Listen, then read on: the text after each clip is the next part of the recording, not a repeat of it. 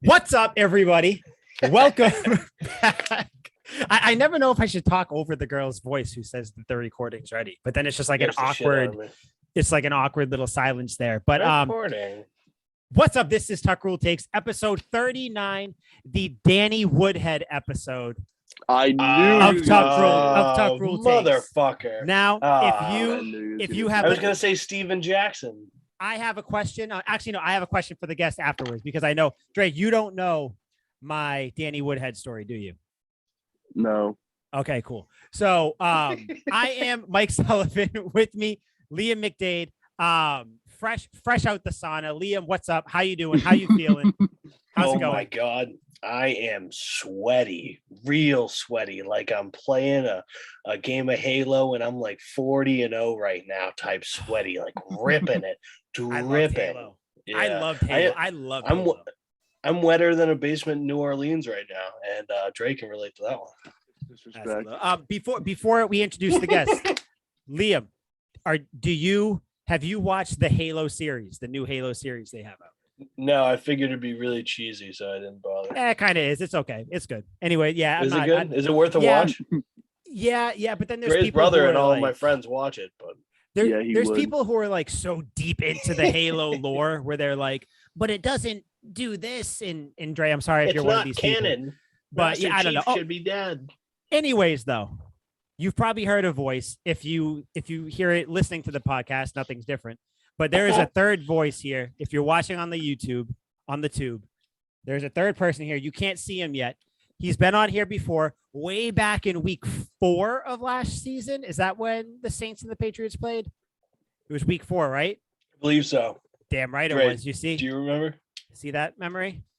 It's like a. Yeah. It was late September, so that week 4 makes sense. It was week 4. Memory like an elephant. Forgot what I was gonna say. An elephant never forgets, but I forget what the elephant remembers. With us today, it is Dre Day. Dre, the resident Saints fan, because none of us are Saints fans. Word. Dre, face reveal. Let's go. How's it going, my friend? Let's see that face. First, drum roll. You got to see the thing I sleep on every night, which is the pillow of the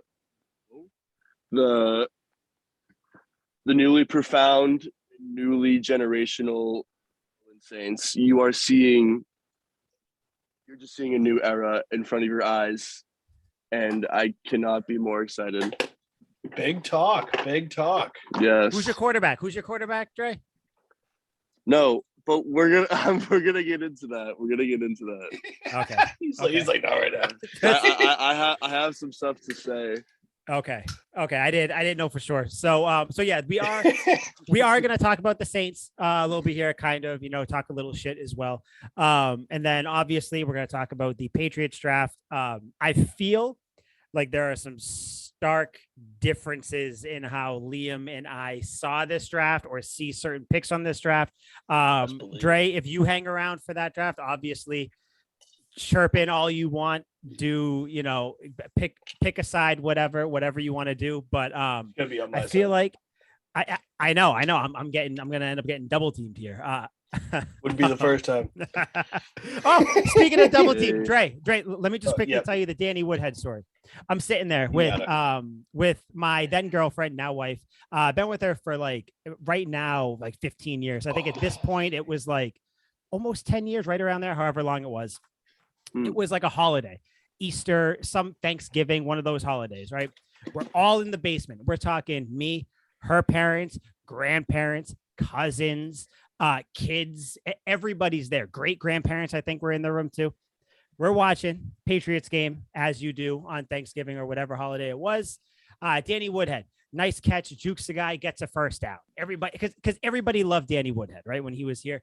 So everybody was like, yeah, that's it, blah, blah. They cheered. I think her dad said something like, Danny Woodhead. And I was like, mind you, sitting next to my girlfriend in a room with her family, mom, dad, everybody. I said, oh, yeah, everybody loves good head. Now, like I told Liam when I first said this story, I don't think I've ever said something where I have wanted to bring the words back into my mouth quicker than when I said that, because it was one of those things. I knew people were looking at me. I stayed, had to stay straight looking at the TV, acted like it didn't even happen. Face, I'm sure, was beat red as the hat I'm wearing. I know she was looking at me. I know her dad was looking at me. People were looking at me. I was just, nope, we're gonna act like that did not happen. So this is a special episode for us. So glad to have you here. You're a bloke. It was the word. I get sweaty thinking about awesome. it. That's how it was not. It was not. It's awesome to talk about. It was not awesome at the time. I wish they hated you after that. So, speaking of the Saints, Dre, kind of the floor is yours, man. What would you grade the draft? How'd you like it? Everything, kind of break that shit down, because as a Patriots fan, I don't have time to worry about, like the lemmings of the league, like the Saints and all of them. So let us know how it was, what's going on. Stepchildren. Yeah. How's it going down in New Orleans?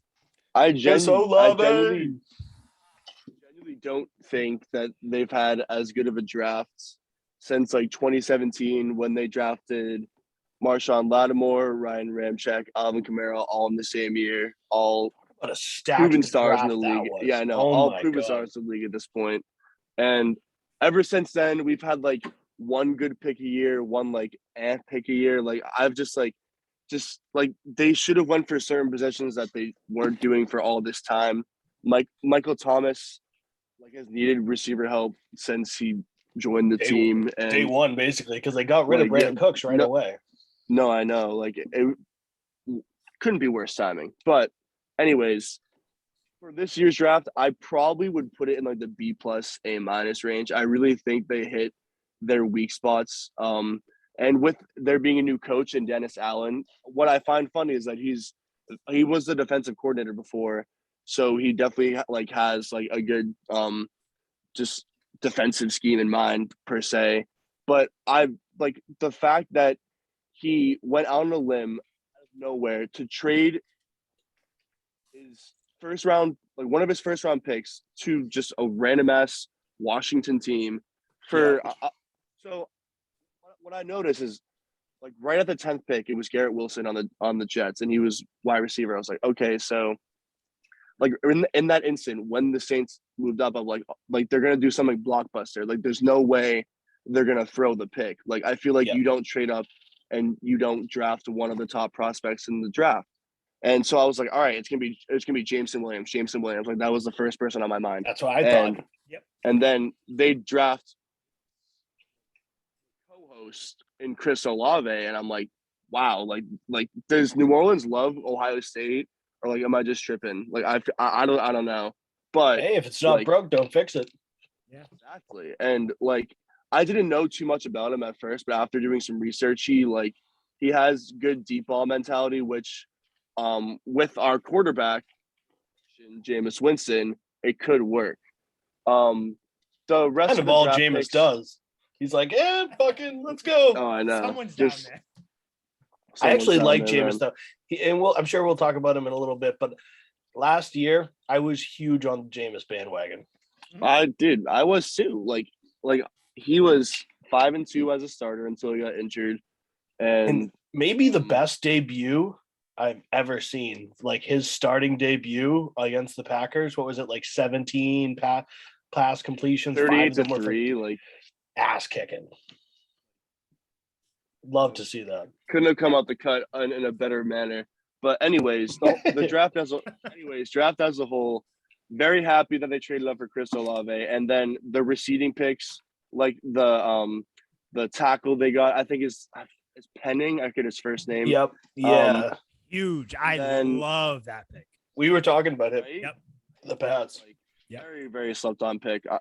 That bumped up their value a lot. And then their second or third rounder, I think it was Alante Jackson. He's a corner. He's very controversial between reporters, but I don't know. I see some. If the Saints see something in him, if Dennis Allen sees something in him, then I see something in him too. I'm a believer. So let's just now that's let's a go Saints with that. fan right there. We're the same thing with Bill Belichick. We're like, he hasn't missed. No, I know. Right? Alante Taylor. Alante Taylor. That's the name. Taylor, thank you. I got it pulled up. Trust me, I don't just know this shit off the top of my head. I pulled it up because I wanted to see what pick they got Penning for. Because I was gonna say if he was there when the Pats were picking, they should have took him, but I forgot they traded or they got the pick from Philly to get him anyway. So it's a good pick. That's a good pick. But now that filled all those spots in the draft and they had all this cap space, right? What I thought they were going to do in the offseason was make a trade for Deshaun Watson, which they were in the running for, but it obviously came down to a lot of money with the Cleveland Browns in the end. I fucked that up, Dre. I completely apologize for that. Yeah. Liam over here is the definition of shoot the messenger because fucking this kid gives me false information. He's like, one morning I wake up, he was like, "Fuck you, Dre. Deshaun Watson's going to the fucking Saints." Like, no way. He's like, I'm like, give me the tweet. He fails to find the tweet, and I'm just sitting there, disappeared. Like, 2 or 3 days, like just like shaking it, like in my ass, like wondering, like is this man coming to New Orleans? Please let me know. And I thought he was. I don't have Twitter. I literally downloaded the Twitter app just to no avail, like every second, like what's gonna happen to this man. And then I see out of all fucking teams, he goes to the joke of the Cleveland Browns and fuck it. Wait, you don't have a Twitter either? No, but I do now. What is it? It's a Hingham thing. It's a Hingham thing. What the fuck? What the fuck do you mean? It's a Hingham. It's a Rafters thing. What is what? People in Hingham don't like Twitter. That is the weird. I didn't know that's what Hingham was known for, but now I do. Now I do. We're on the gram too much. Big time gram people. Yeah. And I haven't dived. I have a strong gram presence. I feel like Twitter's just like another ranting app. You know what I'm saying? It is. And I don't have anything to rant about. No one gives a shit about what I have to say. Twitter is really, I'm there just for all this, but like, that's where you get all like the news, quote unquote news and all that nonsense. That's exactly what I got it for the news. Mm-hmm. And speaking of news, a couple of days ago, up to another good morning text from McDade himself saying that arguably my favorite player in the league in Tyrann Mathieu is coming home back to his home state in New Orleans. And now I understand where all of that cap space money went. He's in good hands, State Farm, all that stuff. But like, wow, I just like, I've never seen as good of a defense depth wise in the Saints than like I just ever in life. Like I'm thinking about all the, like, especially our secondary. Oh my God. Like that's the one thing I get nervous about every year of the Saints. I thought they're gonna blow it in the secondary. Some dude is gonna just fall on his ass, break his ankles, and just cough, Minnesota Miracle, cough for the game. Yep. Dude, I can't watch the shit on TV anymore. I can't punch a hole in my TV. I can't replace all these TVs. Okay, like, do you understand like the frustration that's coming out of my? I don't have the money to replace all these TVs, guys. Dre's in college. He's like, please stop making me do this. He's hitting the TV. You're making me do this. You're making me do this. Oh my God. But the Honey Badger going home, that's so perfect. And you got Marcus May. You still got DeMario. Dude, how is that defensive end, Davenport? I haven't heard from him at all. See, when he plays, he's really good, but he's kind of a hit or miss on if he'll play for an extended period of time. But I really like him a lot. Yeah. Yeah. He's kind of a mid pick. He was a first round, like he's just kind of mid. Yeah. But I have a question for you. With Chris Olave on the team now, what do you, because I know that there's kind of a thought or a like an opinion of Michael Thomas outside of New Orleans. What is your opinion of Michael Thomas? Because a lot of people say he's a one-trick pony. He can only run slants. Some people say that he doesn't want to. Some people say that, slant boy. Some people say he doesn't even want to play anymore. He got paid, doesn't want to play. Some people say that he, the injury bug, he's pretty much done. I saw Pro Football Focus did what they always do. They post like pictures of people like, who's stopping this wide receiver duo? I'm like, they're going to stop themselves. You have a rookie and then Michael Thomas who doesn't, he just seems like he's too pretty to play. He doesn't want to. It seems like he is kind of done. What is your opinion on Michael Thomas? Bro, I think the haters are getting into your head, man. You gotta stop reading that bullshit news, bro. I swear to God, Fake news. Like I've never Fake news. I've never seen bigger self motivator than Michael Thomas. Like, you can see on his Twitter that he has a lot of opinions, of course, but he's also very religious and very motivated within himself to just do better with himself. So, I mean, like, come on. That 1 year when he got like the best receiving thing in that year, that wasn't on the best like, season on accident. I've ever seen. So like, oh yeah, I can only run slants, but how do you get 1,700 yards off only slants? You know what I mean? Like, yeah, I mean, he's not the fastest person in the world. Like, he's not catching it and then taking it. But he's quick off the line. You have to understand that he's very quick. Like, when he's like when he jolts off the line, like you can't jam him within 5 yards because people don't like think he's gonna be like a fast receiver, which he's like not the fastest, but off the line, he has this mentality of like, if I stunt them quick enough, then they're gonna like just like be stunned by it, and like they're just, the defender's just not ready for a slant boy to be as fast as he is off the line, and that's where the credit is due, in my opinion. But I think the people talking about like Thomas and Olave just being like a broken duo, like I think that's just like such a hater standpoint, dude. Like, you can say that about any rookie in the league technically, like, you know what I mean? Like anyone could talk shit about Aiden Hutchinson, anyone could talk shit about Malik Willis. Like, there's always going to be that one person that just doesn't want them to succeed, but you're not going to know until it's actually on paper.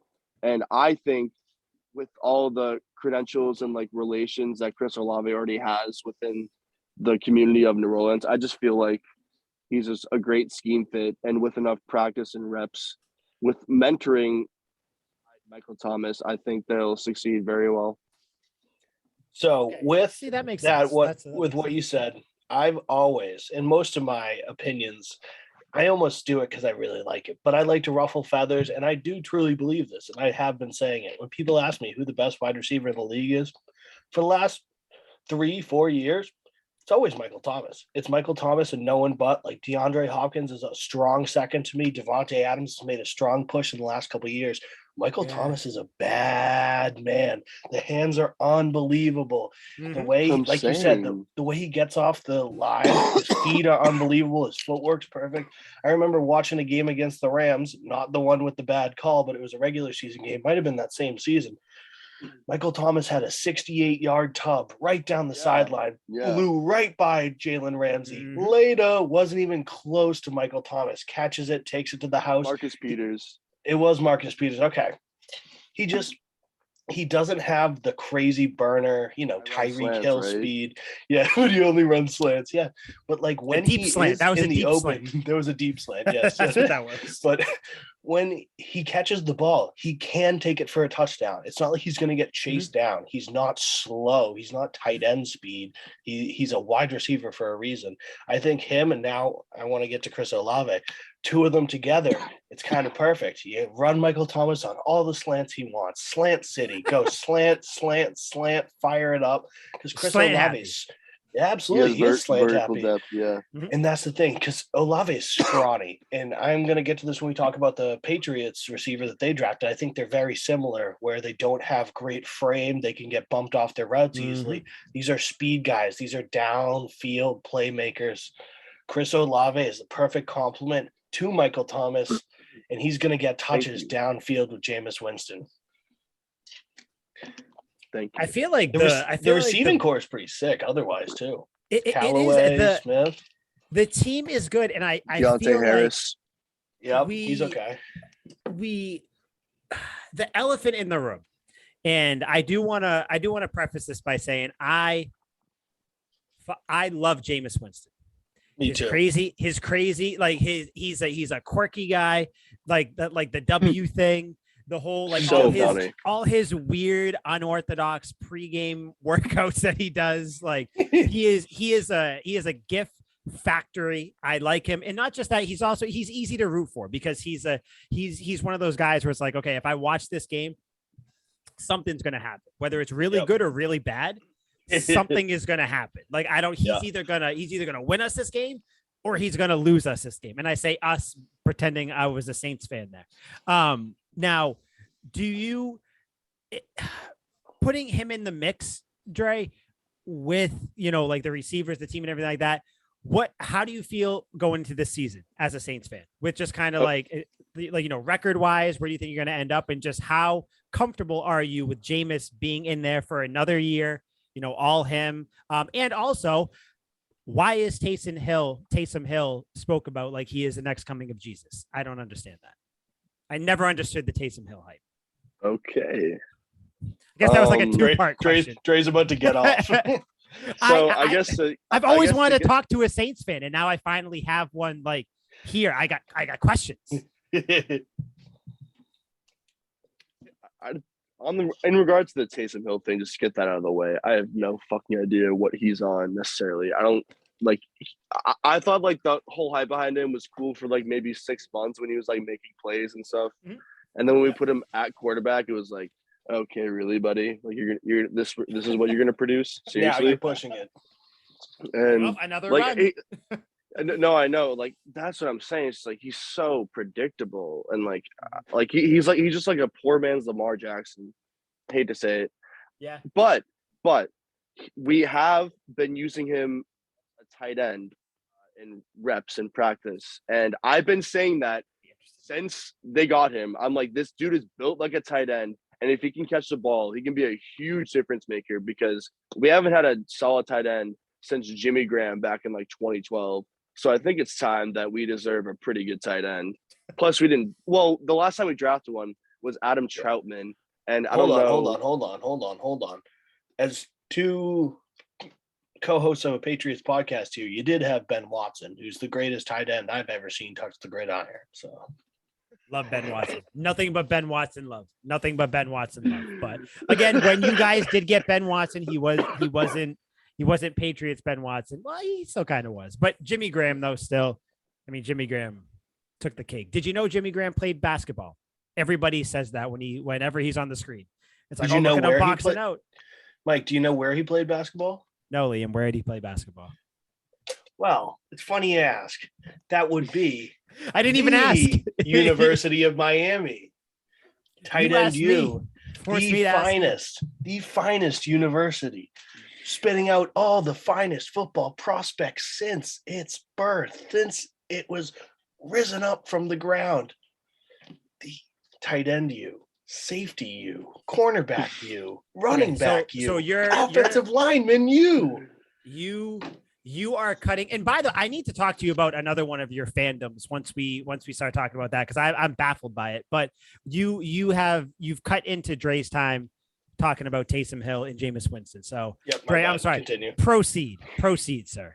All right. It's all about the U. That's my last. But all right, so that's my talk about Taysom. But in regards to Jameis, right? I think he has every asset he needs around him in his offense. Like O-line, it's been top 5 since, like, I don't know, as far as I can remember.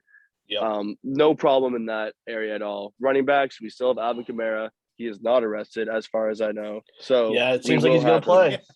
We're all good on that end. Receivers, we have not only do we have 0 this time, we have 2, because Michael Thomas is back from injury, and we have a nice little rookie in Chris Olave. So Jameis Winston has all the parts around him. Now, I do think last year he was showing really good promise in the year, and unfortunately, like, injury took a toll, and now it's a waiting game to see if, 1, he'll be ready for the season in time, because that's still a bit in question, and 2, if he's going to be the quarterback of the franchise, because this is a big prove-it year for Jameis Winston. I think Dennis Allen is being very aggressive in his free agency signings. Like, he doesn't just sign Tyrann Mathieu and expect to get like an 8-8 record and go into rebuilding mode. He wants to win, and he wants to be number 1 in the division again. He wants to show that the Bucs aren't the only good team in the NFC South. You know what I mean? So, and mind you, who did the Bucs lose to twice last year? Again, the last 2 years. The Saints. True. Which quarterback was it? I don't fucking know nor care. But by the way, it was Trevor Siemian.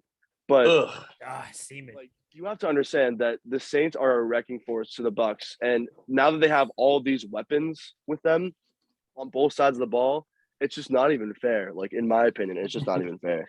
So, like, I think every other part of the team I know is going to do well. The only question I have is in Jameis Winston, if he is going to be the franchise quarterback. And I'm, in my opinion, I think he will be. I really do think so.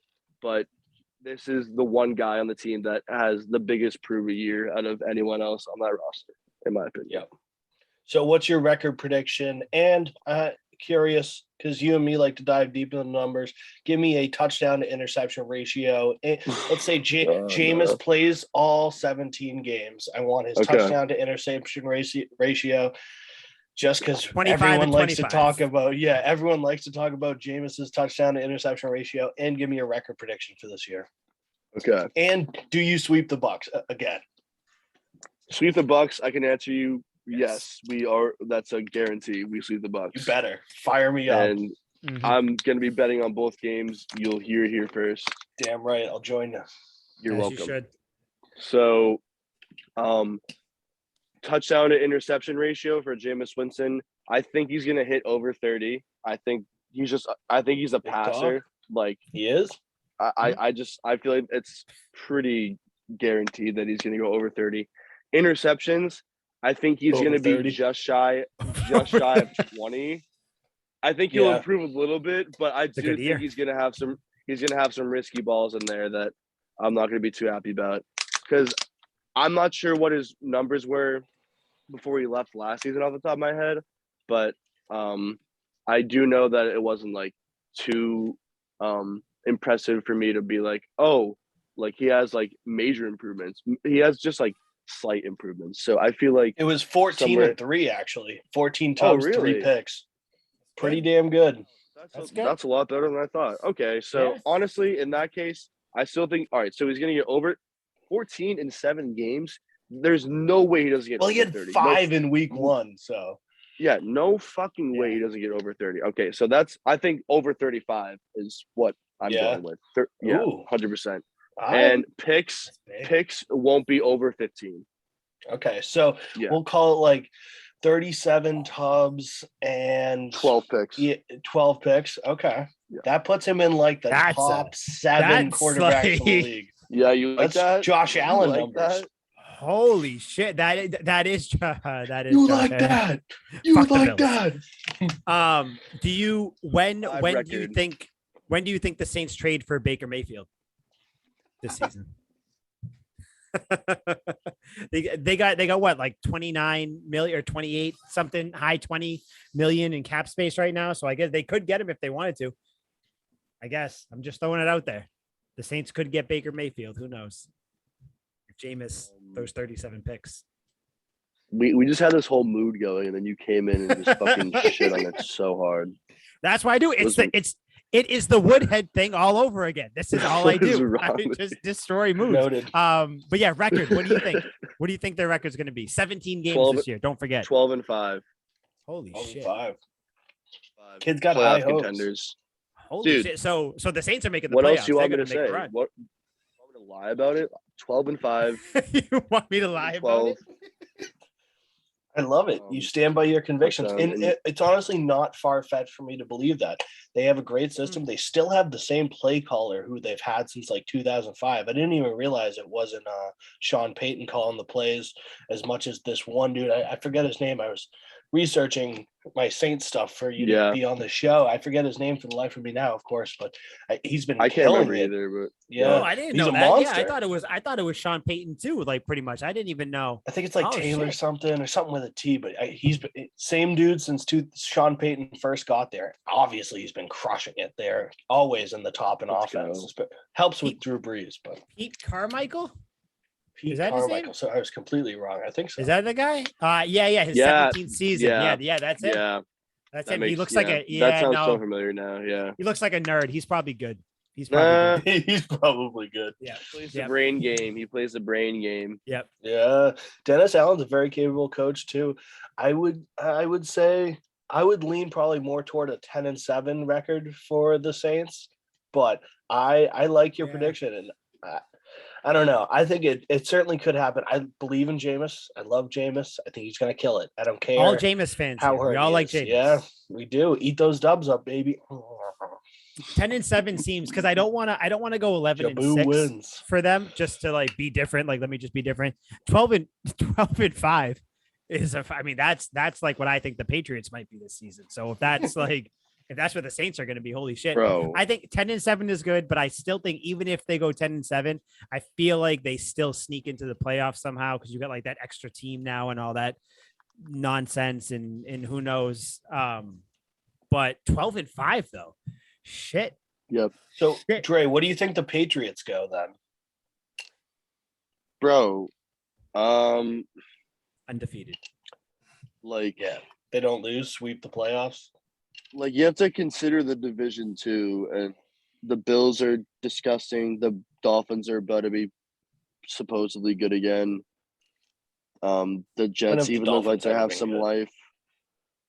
So putting it nicely. I think Pat's good enough for their wild card spot, because with the team they had last year, it was probably worse than what they're going to have this year, and they could still make the playoffs with it, because Bill Belichick just doesn't not like making the playoffs. So he's obviously going to do something about it in his power. But convincingly, I'm not trying to be a copier, but I feel like 10-7 sounds pretty good for them too. Just like last year was 10-7 or so.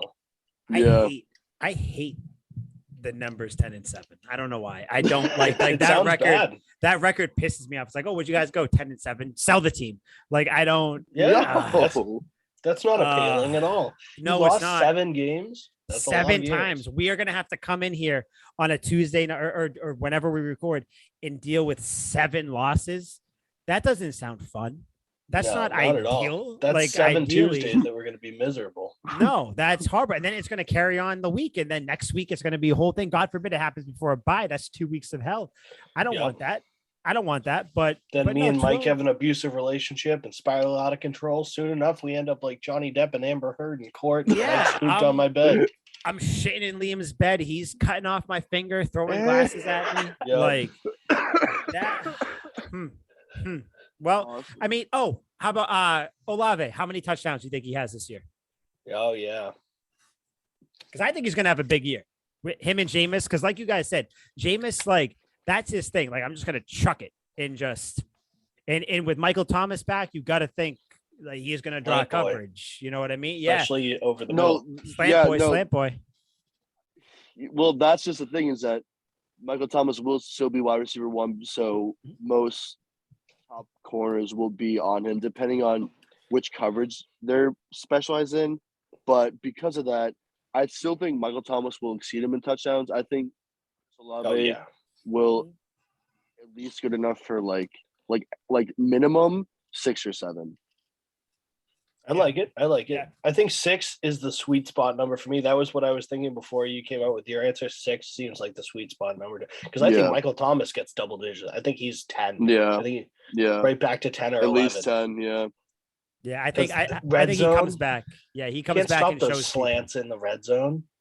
He's honestly really good. Like, I think, and that's why I want to ask you. That's why I want to ask you, Dre, the question that I had about Michael Thomas, because in my head, before he got hurt, and even while he was hurt, because nothing has changed, he was still Michael Thomas, the best receiver, or at least 1A, 1B with whoever else you want to put in there in the league. Yeah. Then all of a sudden it turned into like people just got sour on him. It's recency bias, though. For some reason. When you don't play a year, they're like, fuck him. Really I don't even remember. And like, I know. It really is.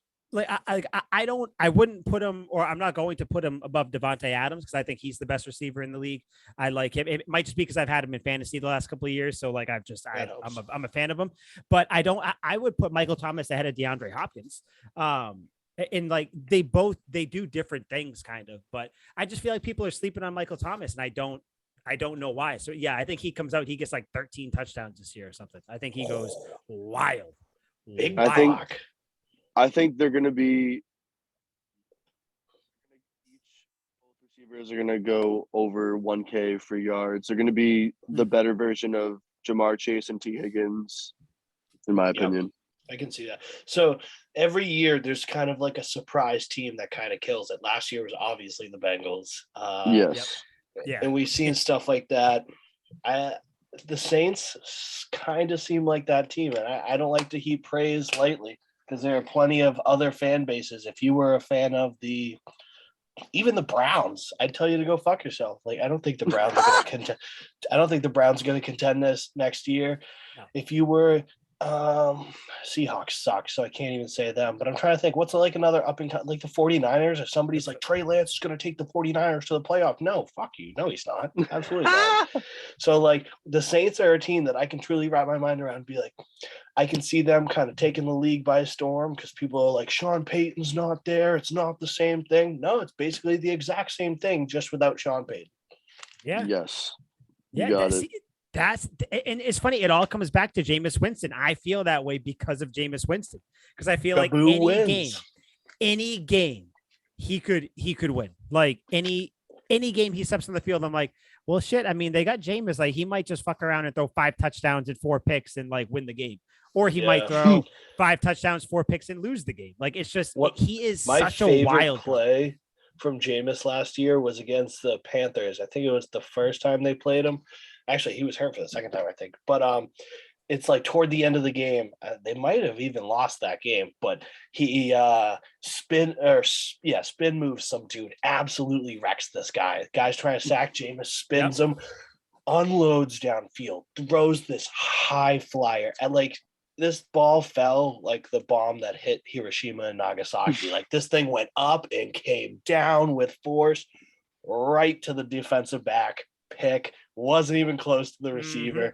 I laughed so hard because it looked so good in the air. I'm like, yes, it was awesome. I was like, this is gonna be great. And then it was just like, and then nothing happened. And it was just the most Jameis Winston play I've ever seen. But it was hilarious. And like, he's still good, and it was still a good play, even if he threw the pick. I was like, fucking Jameis. It's crazy. That's what you pay to see, though. You pay to see that shit where it's like, I don't know what the fuck's gonna happen. It's like a lesser man's Brett Favre, where it's like when Brett Favre was on the field, it was like, who knows, like gunslinger, he might, throw whatever. With Jameis Winston, it's like I quite literally do not know what he is going to do on the next play. Like I have no idea. He's going to do some little dipsy-do spinny thing, and it's either going to be a touchdown, pick 6. It could be a pick 6. He strips the guy, runs it back. It could be anything. I have no idea. But he creates in the pocket too. He's got great scrambling ability. I love it. He's a big guy too. I don't know. I feel like the Saints can be that team, and I love football cliches.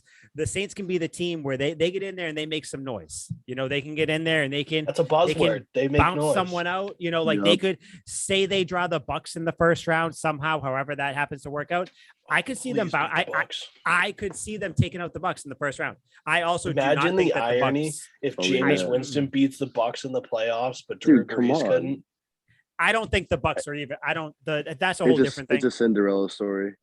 Yeah, I can see 100%. I can see it. Now, if to consider this season a win for you, Dre, I don't know if you think this way.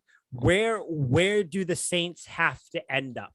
Like, I know you said the record and everything, but where is it one of those things where it's like, if we make the playoffs, like, I'll be happy, just happy to be there. Everything else is gravy. Are you kind of like, I want to win a playoff game? Like, I want to be in contention for the playoffs until the last week of the season. Like, what would you classify like a successful season for the New Orleans Fighting Jameis Winstons? At least playoffs, definitely. Cause they missed it last year and like they had potential to get there. And they were there and then melted down. They were right there. I know, and they were literally a game shy of it until it came down to like week 17, where like one team had to win and one team didn't have to win, and it sucked. But like, I knew we weren't ready. We weren't playoff ready, even if we were to make it or not.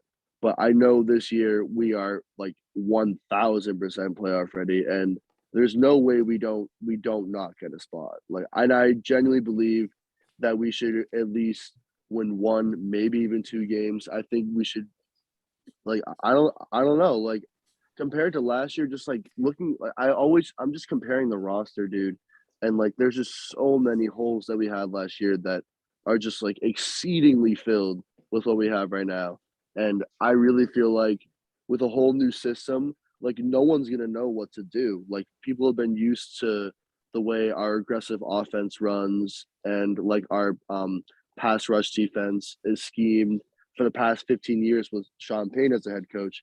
But now with a completely whole new system, I think Dennis Allen is just gonna like work some sort of magic to get us like in I just like you said, like the Saints are gonna make some noise.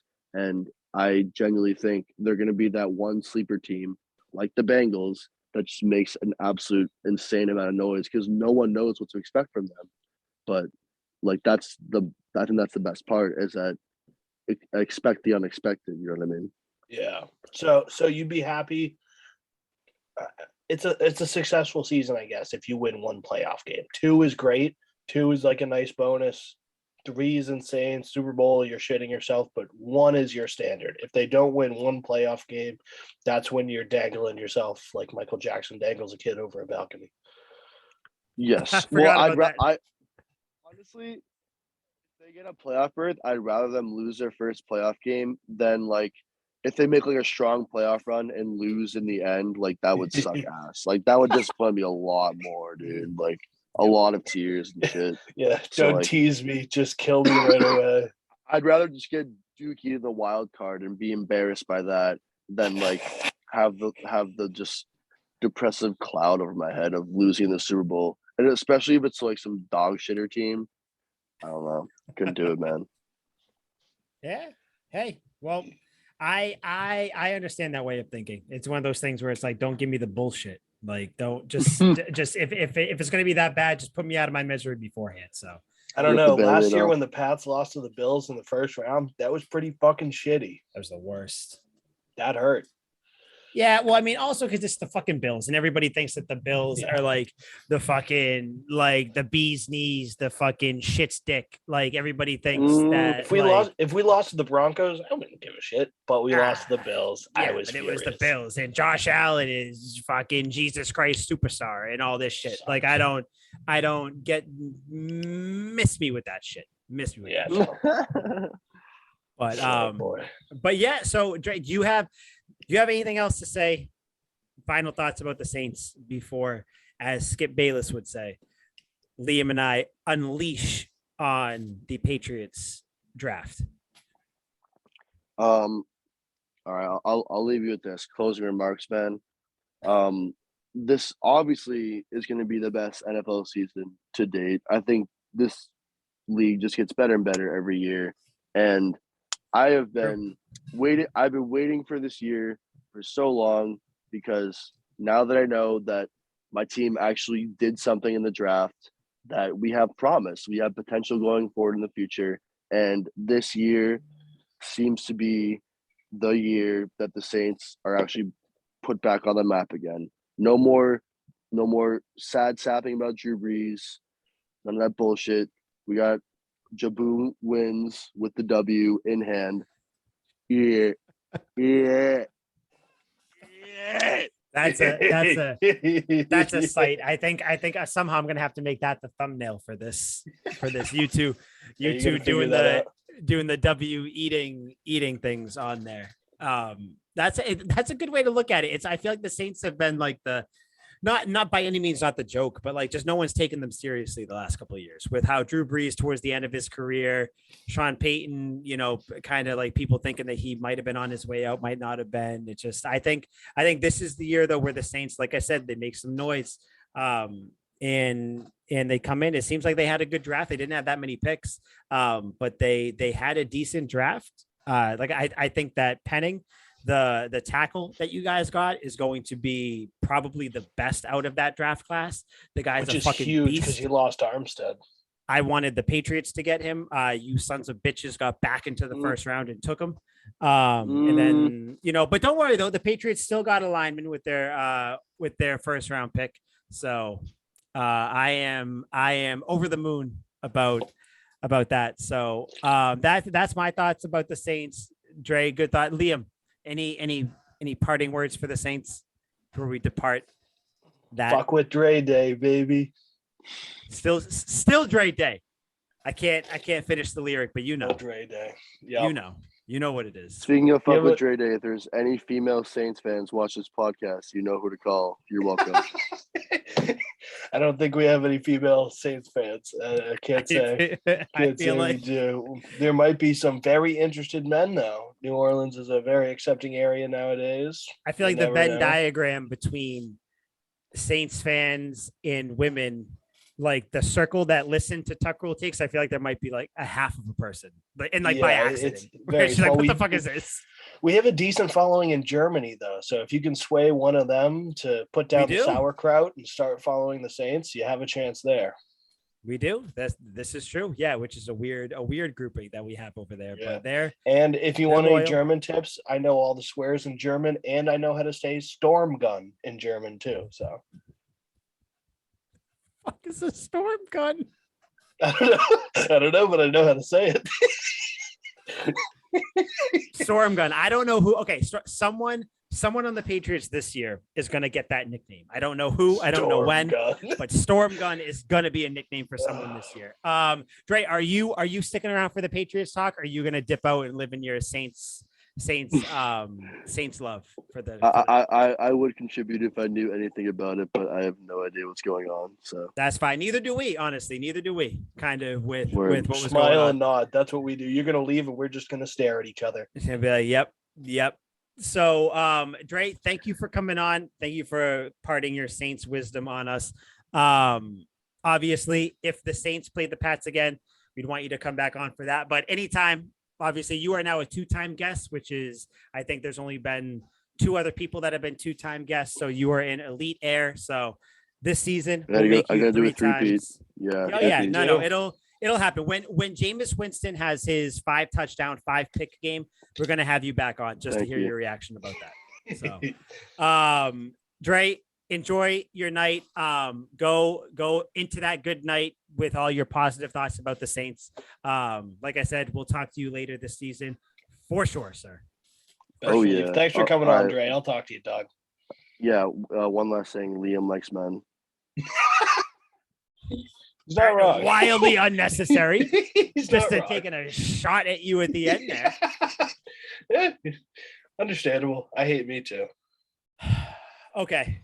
Are you ready, sir, to dive into this draft? So, okay. Patriots 1, 2, 3, 4, 5, 6, 7, 8, 9, 10. They made 10 picks. 10 picks in this year's draft. We're just gonna dive into it. I don't think any real rhyme or reason exactly. We're just going to talk about them. Do you want to grade each pick, or do you want to just talk shit about the pick?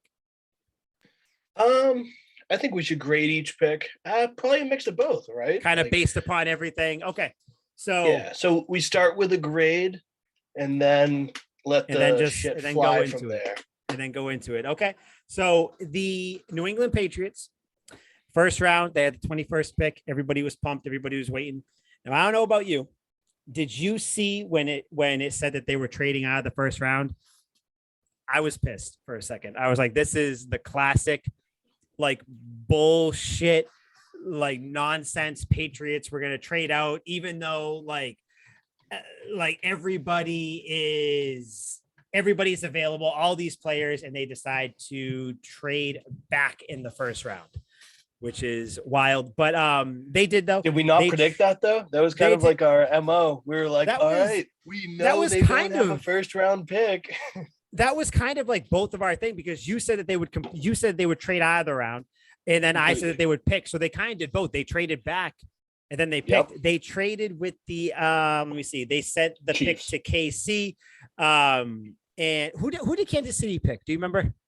Yeah, McDuffie. Corner. I couldn't remember who it was. And again, they picked him, and everybody was like, "That's someone I could have seen on the Patriots." I could have seen so many people on the Patriots. You know who I didn't see on the Patriots? Any of these fucking people. Any of them. I watched. Except for you, sir. You You actually no. You know what? Hold on. We'll when we announced the first round pick, you will. What were you gonna say? You were watching what? Or you watched? So I was watching Bill Belichick's interview, which I don't know why. I usually don't watch Bill's interviews because there's never anything to take away from it. It is truly terrible. He looked like he was having an awful time, and they're asking him all these questions about their first round pick. Everyone's like starts off their question, "Hey, Bill, how are you?" Good. And then like no hi, nothing, just good. And then they go right into the question and everything's, I don't know.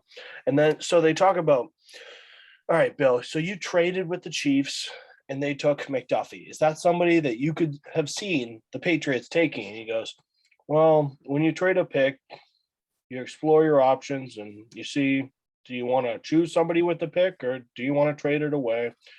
So we had options, and if we were going to keep the pick, we had guys we were going to take. And so we didn't, so we traded it away. And I was just like, there's no meat and bones, meat and potatoes here. There's nothing really to say. Like Bill's never given me anything, and they're picking and prodding. Like, would you have taken McDuffie? You know, he's a good player. We had a couple different guys, and he doesn't say yes, doesn't say no, just I don't know. And he just goes through how mundane the whole thing is. He makes the NFL draft process sound like he's clipping his toenails. He's like, I just did it. Yeah, he makes it seem like it's like this excruciating thing, this like nonsense, just like it's like this thing that just gets in the way. What I want to see that lady come back and ask him what his New Year resolution was. Yes. That's what I want to see. I'm waiting for her. I'm week 1. I want to see her come back. And I hope the Patriots, I hope that it is a blowout. I forget who we play week 1. I hope it's this crazy thing. Everybody's asking these questions. She's like, Bill, hey, me again. Just circling back. What was your New Year's resolution? And I hope it's a win because maybe we might get that cute little smile that Bill does. You know, the little smirk. The little, and then he's like, well, you know, I mean, I always want to win. So that's kind of what it was. And then thanks, Bill. She's like, thanks. I've been waiting a year for this, Bill. Thank you. Thank you, Bill. Now we got it. But the Patriots, they traded their pick to the Chiefs. Chiefs took McDuffie, whatever. Patriots could have used him. Of course they could have. The New England Patriots drafted Cole Strange out of Chattanooga, and our very own Liam McDade pegged this pick slightly off a little bit because you had them in the 5th round, I believe, right? Yep. So luckily, Cole Strange was available in the first round. Crazy, just crazy. We made them. He was clearly so sought after. I'm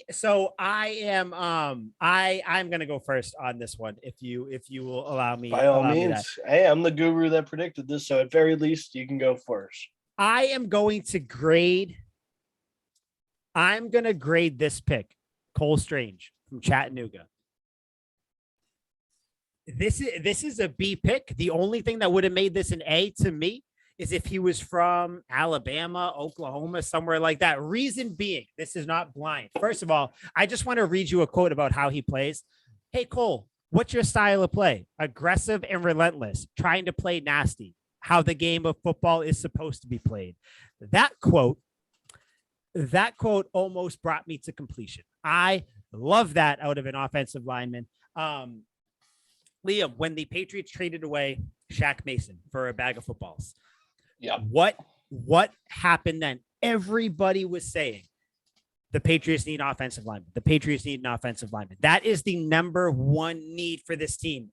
But as the offseason went on, as it does, you start to, fall in love with different things. You say, the weapons, the deep threat, the receiver, the number one receiver. That was the thing.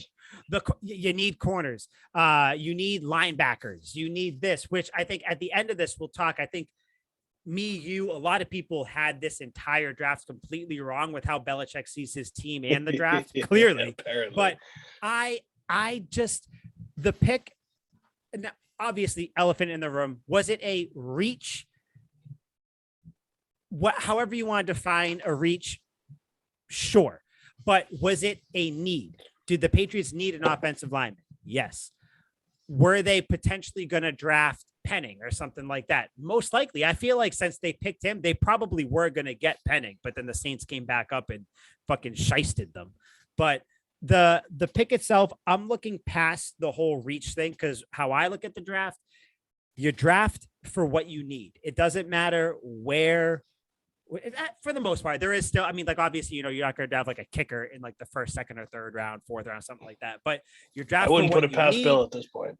I thought he was going to take one in day 2. I thought he was going to take one. But like, you just kind of, you draft with what you need. Bill, he's trying to solidify the offensive line in front of Mac. He grabbed a guy who, people were saying, I think the Niners were looking at him potentially in the first round or the second round. There were a couple reports saying, don't let the fact that, Cole Strange from Chattanooga, deter you. If he was from a school like, Alabama, like a school that was more well-known, he probably would have been a first round grade on him or something like that. I like the pick. It's not a flashy pick. Granted, did we want all these other players? Sure. Cole Strange, cool name. Yeah, number 69 as well. So that's a cool uniform. That's a cool jersey. Strange 69. Everybody's going to like that. Everyone loves a Strange 69. Patriots, along with the good head. Cole Strange solidified the offensive line. We're ready to go. I'm going B. Just a straight B, not B minus, not B plus, just a straight up B. Liam, what say you about Mr. Cole, whatever his middle name is, Strange? All right. So when you were amping me up for this and telling me to get ready for war and whatnot, I figured that would come, like the third, fourth, later in the draft. Oh, man, a B? You're giving this dude a B? I'm giving him a B. And keep Will just yes, I'm giving him a B. You heard me right. You heard it here first. I just want to make sure there wasn't a communication issue here. That was a B. Christ, I'm giving this a D plus. This is not a good pick. Okay, this is not a good pick. You mentioned that if he went to Bama or went to Ohio State or Michigan or any of these, then he would be a higher pick. That's because he'd play better competition. University of Tennessee and Chattanooga isn't fucking playing anyone that's really worth, NFL caliber athletes. Who did Kyle Duggar play? Okay, I get it, Lenore Ryan, but Kyle Duggar doesn't jump off your screen as some lights out strong safety. But he does now. If we can redraft, do you take Kyle Duggar in the first round? Well, no, of course not. See, go fuck yourself. Then that has nothing to do with it. Give me Mr. D over here. Okay, there are 2 players that have been drafted from University of Tennessee and Chattanooga: Cole Strange and the greatest wide receiver of all time, Terrell Owens. With T.O., it's excusable. Because, 2 Hall of Famers. Yeah, okay, bold. T.O. jumps off the screen as a wide receiver. Jerry Rice went to like Southern Alabama. If you're dominating lower level competition at a skilled position, that can translate to the league because you are just so head and shoulders better than everyone else. It's unfathomable. Cole Strange doesn't jump off the screen like that. He is a huge reach in this position, and he has benefits. I don't want to say he's a terrible pick, but until I see him end up as an all-pro or one of the Logan Mankins of this offensive line, this is a D plus pick to me. I think there's potential for this to rise up to a B plus and whatnot if he ends up being a classic Bill Belichick lineman, but I don't think so. I don't think he's worth a first-round pick, even if you trade back and get more from it, which ended up benefiting us in the long run, and I'm sure will more down the line. There are so many other guys that are on the board that we wouldn't have had to take skilled positions and cornerbacks so late in the draft if we could have just used this pick on Andrew Booth or could have used this on somebody else who could have came in and contributed right away. We need offensive linemen. You're right. And this dude can play tackle, guard, center.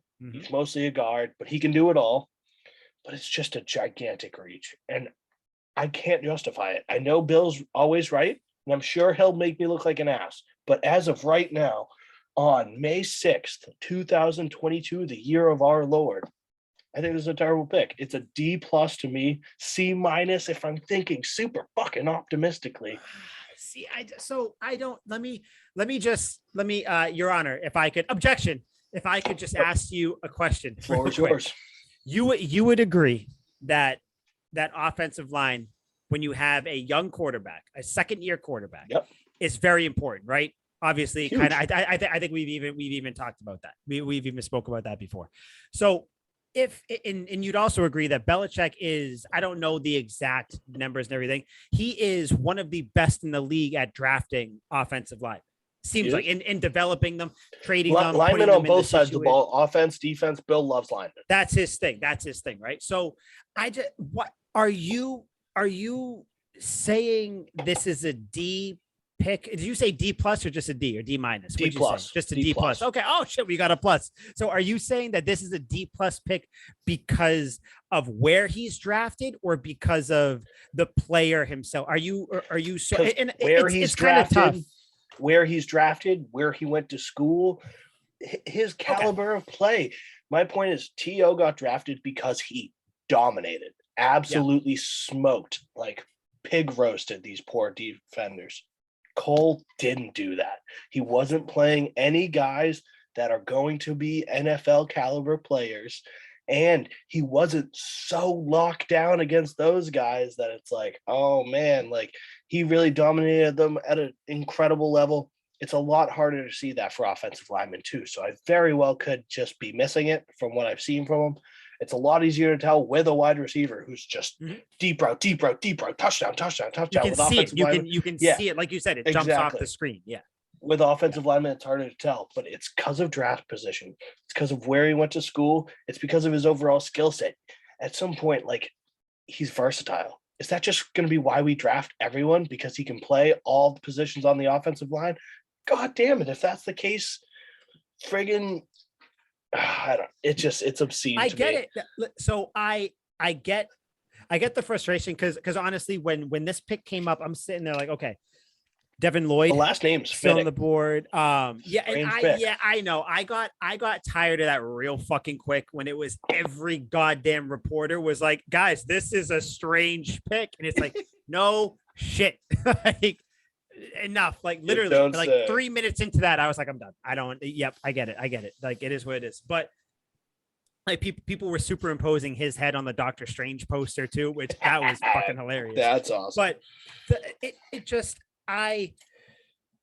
looking at who else was there, kind of seeing that, like if the only other guy looking at how the draft shook out and kind of looking at the team now, and again, like this opinion might be a little different than what we spoke about before, but I would have wanted them to take a corner in this spot and because or a linebacker, both of them that we were thirsting over were all on the board, which is another reason everybody was on this. This is such a bad pick for me because we could have got Booth.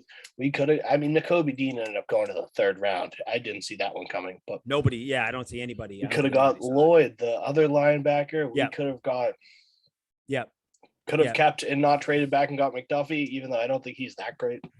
No, I think Booth was the one. So, but with the linebacker, and this was something that I was looking at, and this goes into what I said before we started talking about Cole Strange, where it was like I think we, like me, you, a lot of people looked at this draft a little bit differently. Everybody, all of a sudden, a couple months ago, it turned into Patriots need fast linebackers. They need to get speed, which they did. They drafted for speed in this draft. This was the draft where they got fast on both sides of the ball. Everybody, even fucking Cole Strange, I think runs like a 4.6 or some shit like that. So, which again means nothing, but still, just they want to get fast. Looking at the Patriots linebackers, you have Matt Judon. You have Anthony Jennings, Jawan Bentley, Hightower is not around. You have Ronnie Perkins coming back, Cam McGrone coming back as well. You have Uche in there. You also have what's his name, Mac Wilson that they got. The linebacking room with the people coming off injury, I think we all thought that was a position of need. Looking at it, Belichick obviously doesn't think it is. He clearly has high hopes for Cam McGrone, who is a faster linebacker, by the way. I don't know if he's as fast as Lloyd or whatever, but he fits that mold of being like a fast one. Ronnie Perkins is quick. He's not as fast as McGrone is, but I think that he is banking on those two to kind of develop and everything. So I feel like everybody, including us, going into this draft saying they need to get faster at linebacker. They need to get faster at linebacker. They already did that last year. It just so happens that those rookie players didn't play. It's a gamble. Yeah. Of course it is. But Belichick's kind of gambling on himself in that sense where, I mean, granted, he would still be gambling on himself even if he drafted a linebacker in the first round. But I feel like Belichick looks at what he has in that linebacker room right now. And I think Mac Wilson said it because they asked him and he was like, I mean, it's a vote of confidence where he sees that we're a good linebacker core. I just feel like he doesn't think it's a big deal. So Ronnie Perkins and Cam McGrone better show up this year. If they do, I think that's going to make this first round pick look even better in tandem with Cole Strange working out too. Now again, if Perkins and McGrone don't pan out, Strange is still good, nothing crazy, crucify Belichick. But if Ronnie Perkins and Cam McGrone work out and Mac Wilson plugs and play and, Jawan Bentley fills his role, Anthony Jennings comes back healthy, all that stuff, I don't think the only other player that you would want the Patriots to draft here would probably be a corner. They weren't going to take receiver in the first round. Yeah. I feel like Belichick probably still has PTSD. Do you think he's a day one starter? Yeah. Oh yeah, definitely. 1,000%. I think he is. Yep. I think he is. And I maybe that might just be because you can put Cam Fleming, like you can put other people in there if you want, but I think he is going to come in there. He's going to start. He'll probably prove it in the preseason and then he'll be good to go. And I think it's a shitty position for him because no matter how good he does, you're not going to hear his name until he makes a mistake. Yeah. And then that's when it's going to be like, this is the guy that he's going to give up a sack in week 2. Week that's 3. How lineman works. The most inglorious position. And he's going to have that. And I'm sure that same week, McDuffie's going to have a pick. Booth is going to have a pick. Lloyd is going to have 3 sacks, like all this shit. And it's just going to be the perfect storm of shit. But looking at that, I wish they would have drafted a corner. But I've seen this team play when they don't have good offensive line play. We saw it last year. We see it all the time. And it was terrible. Assuming that's a strong argument. Assuming Strange comes in here and kind of pans out, the only thing that you can hate is that this is a reach. But it's a reach to who? If the team got the guy they wanted and the guy that they wanted pans out and produces, is it really a reach? I mean, is it one of the things where maybe you missed out on someone else? Maybe you didn't. But again, you don't you can't even look at I keep bringing up Booth's name because that's the guy that we were speaking about. Yeah. We were talking about. But if you see Booth kind of, show out this year, you have no idea if he would have had those same numbers on the Patriots, the same defense. Yes. It's such a weird thing to talk about the draft too, because you just don't know how these guys are going to pan out. But I think that offensive line is so important. Did we want other people? Did we want more flashy names? Sure. But building your team from the inside out is a proven good thing to do. That's how you build a team with a young quarterback, with young things like that. So I like it. I'm going B still. So to justify my spot, if he makes a Pro Bowl, a Pro Bowl or 2 Pro Bowls or an All-Pro, one single All-Pro selection, then I think it's worth it because obviously then he's a stud and he had been locking it down for years to get to those accolades. Yeah. Okay. I mean, I think that's a good. I mean, first round pick for an offensive lineman. I think that's a good. It might seem like a high bar, but I feel like that's a good expectation to have. You want to see him make All-Pro or a Pro Bowl, All-Pro, whichever one you want. I like All-Pro better. Pro Bowls. Sometimes people sneak in there, but not really for offensive linemen. But either way, one of those things I think he has to make a couple. That's the thing with Pro Bowl; it's a reputation thing. So if he has the reputation and makes the Pro Bowl, then I'm like, all right, then people think he's good enough. Yeah. So okay. So I think if he does make that, if he does make an All-Pro, we'll just say All-Pro. Will you kind of rectify your grade there? Will you bump it up a little bit? I mean, I said it's a D+ with room to grow into like a B+. Mm-hmm. Like it's a wildly wide range here, and it sounds like I'm trying to cover my own ass, but right, it's a gigantic reach. So until he proves to me that he got a diamond in the rough, and Bill, from the little he spoke in the interviews, he seemed pretty convinced that Strange wasn't going to be there after their pick. Very convinced. Yeah, he seems like this was like, they needed. So maybe he's onto something that we aren't. And maybe this dude ends up being the next Jonathan Ogden and locks it down. But until I realize that he's picking a diamond in the rough here, I don't like it. Why would I? I haven't seen anything that warrants this guy's going to be a staple in the middle of our offensive line for years to come. He's underutilized in a small school. Yeah, I mean, I like it. Don't get me wrong. I get what you're saying. It's just, I just see offensive line as so important. If this guy pans out, which I got to think he does, Belichick is the O-line whisperer. I think this is good. If you don't hear his name that much this year, that's a success. In my eyes.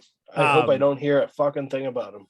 I mean, this was the pick though, that I feel like if the Patriots picked anybody else in the first round, the entire view of this draft would be completely different. Oh yeah.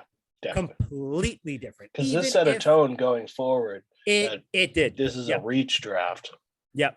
Yeah, because God, I feel like we're going to keep talking about reach, and it's just I get it, and like I know because sometimes you're always like, oh God, they picked that person here, but if the person shows up for the team, I don't know whatever. But Cole Strange, very strange pick. But it just I hate that. But anyway, okay, so next pick, second round, 50th pick in the draft. The Patriots drafted wide receiver out of Baylor, Tae Kwon Thornton. I'll let you go first here. What do you think of Mr. Tae Kwon Thornton? C. Flat out C. Yep. Oh. He passes my class just by the skin on his teeth. Oh God, why? Explain yourself, sir. Do you know who Darius Slayton is? Yes. Yep. The wide receiver for the Giants. Yep. These guys are the exact same person. Oh, don't say that. Please don't say that. They are. He is a number 3 option, number 2 at best. His ceiling is he's a number 2 wide receiver. Skinny frame, just like Chris Olave when we talked to Dre earlier. Mm-hmm. I think they are the same frame wise where they have to play the Z wide receiver where they're not, running Julian Edelman type routes. They're just go down the field, make plays on the ball. But he struggles with even high pointing the ball. He doesn't get in and out of cuts well. He really is just kind of a one-trick pony, go down the field, catch it. And he didn't jump off the screen wildly at Baylor. Fastest wide receiver in the combine, if that means anything. John Ross was the fastest player ever, and he didn't amass 1,000 yards receiving in his whole career. So he's terrible. So with him, I just have too many doubts. I think he could be good. Can Mac Jones get the ball downfield to him? I believe he can. I believe Mac Jones has an underrated arm, and people are shitting on the fact that can Mac Jones even get it to him? He'll throw it 5 yards short. Fuck you. That's not the problem. Mac Jones can get the ball wherever he wants. He can teleport the ball to him 60 yards downfield if he wants to. My point Mac Jones is good. He is. He's really fucking good. Jesus. Will this guy be knocked off his route if he's running a straight line? Is he going to get bumped at the line and knocked either out of bounds or off his route? And the timing is going to be off when he's downfield. He's not going to be as deep as he's supposed to be. The safety can pick it off. He's an exceptional deep threat. He's a great athlete. He's fast. But as a wide receiver, I'm not crazy about it. I don't think he's going to get much playing time. And if he can learn behind guys like Kendrick Bourne, Devontae Parker, Nellyville, and eventually take Nelly's place on this team after his contract's up in a year as that kind of lanky speedster, I think there's a role for that. But that's the extent of it with this guy. He just passes my class. He's average, I guess. He's like, yeah, he's there. Cool.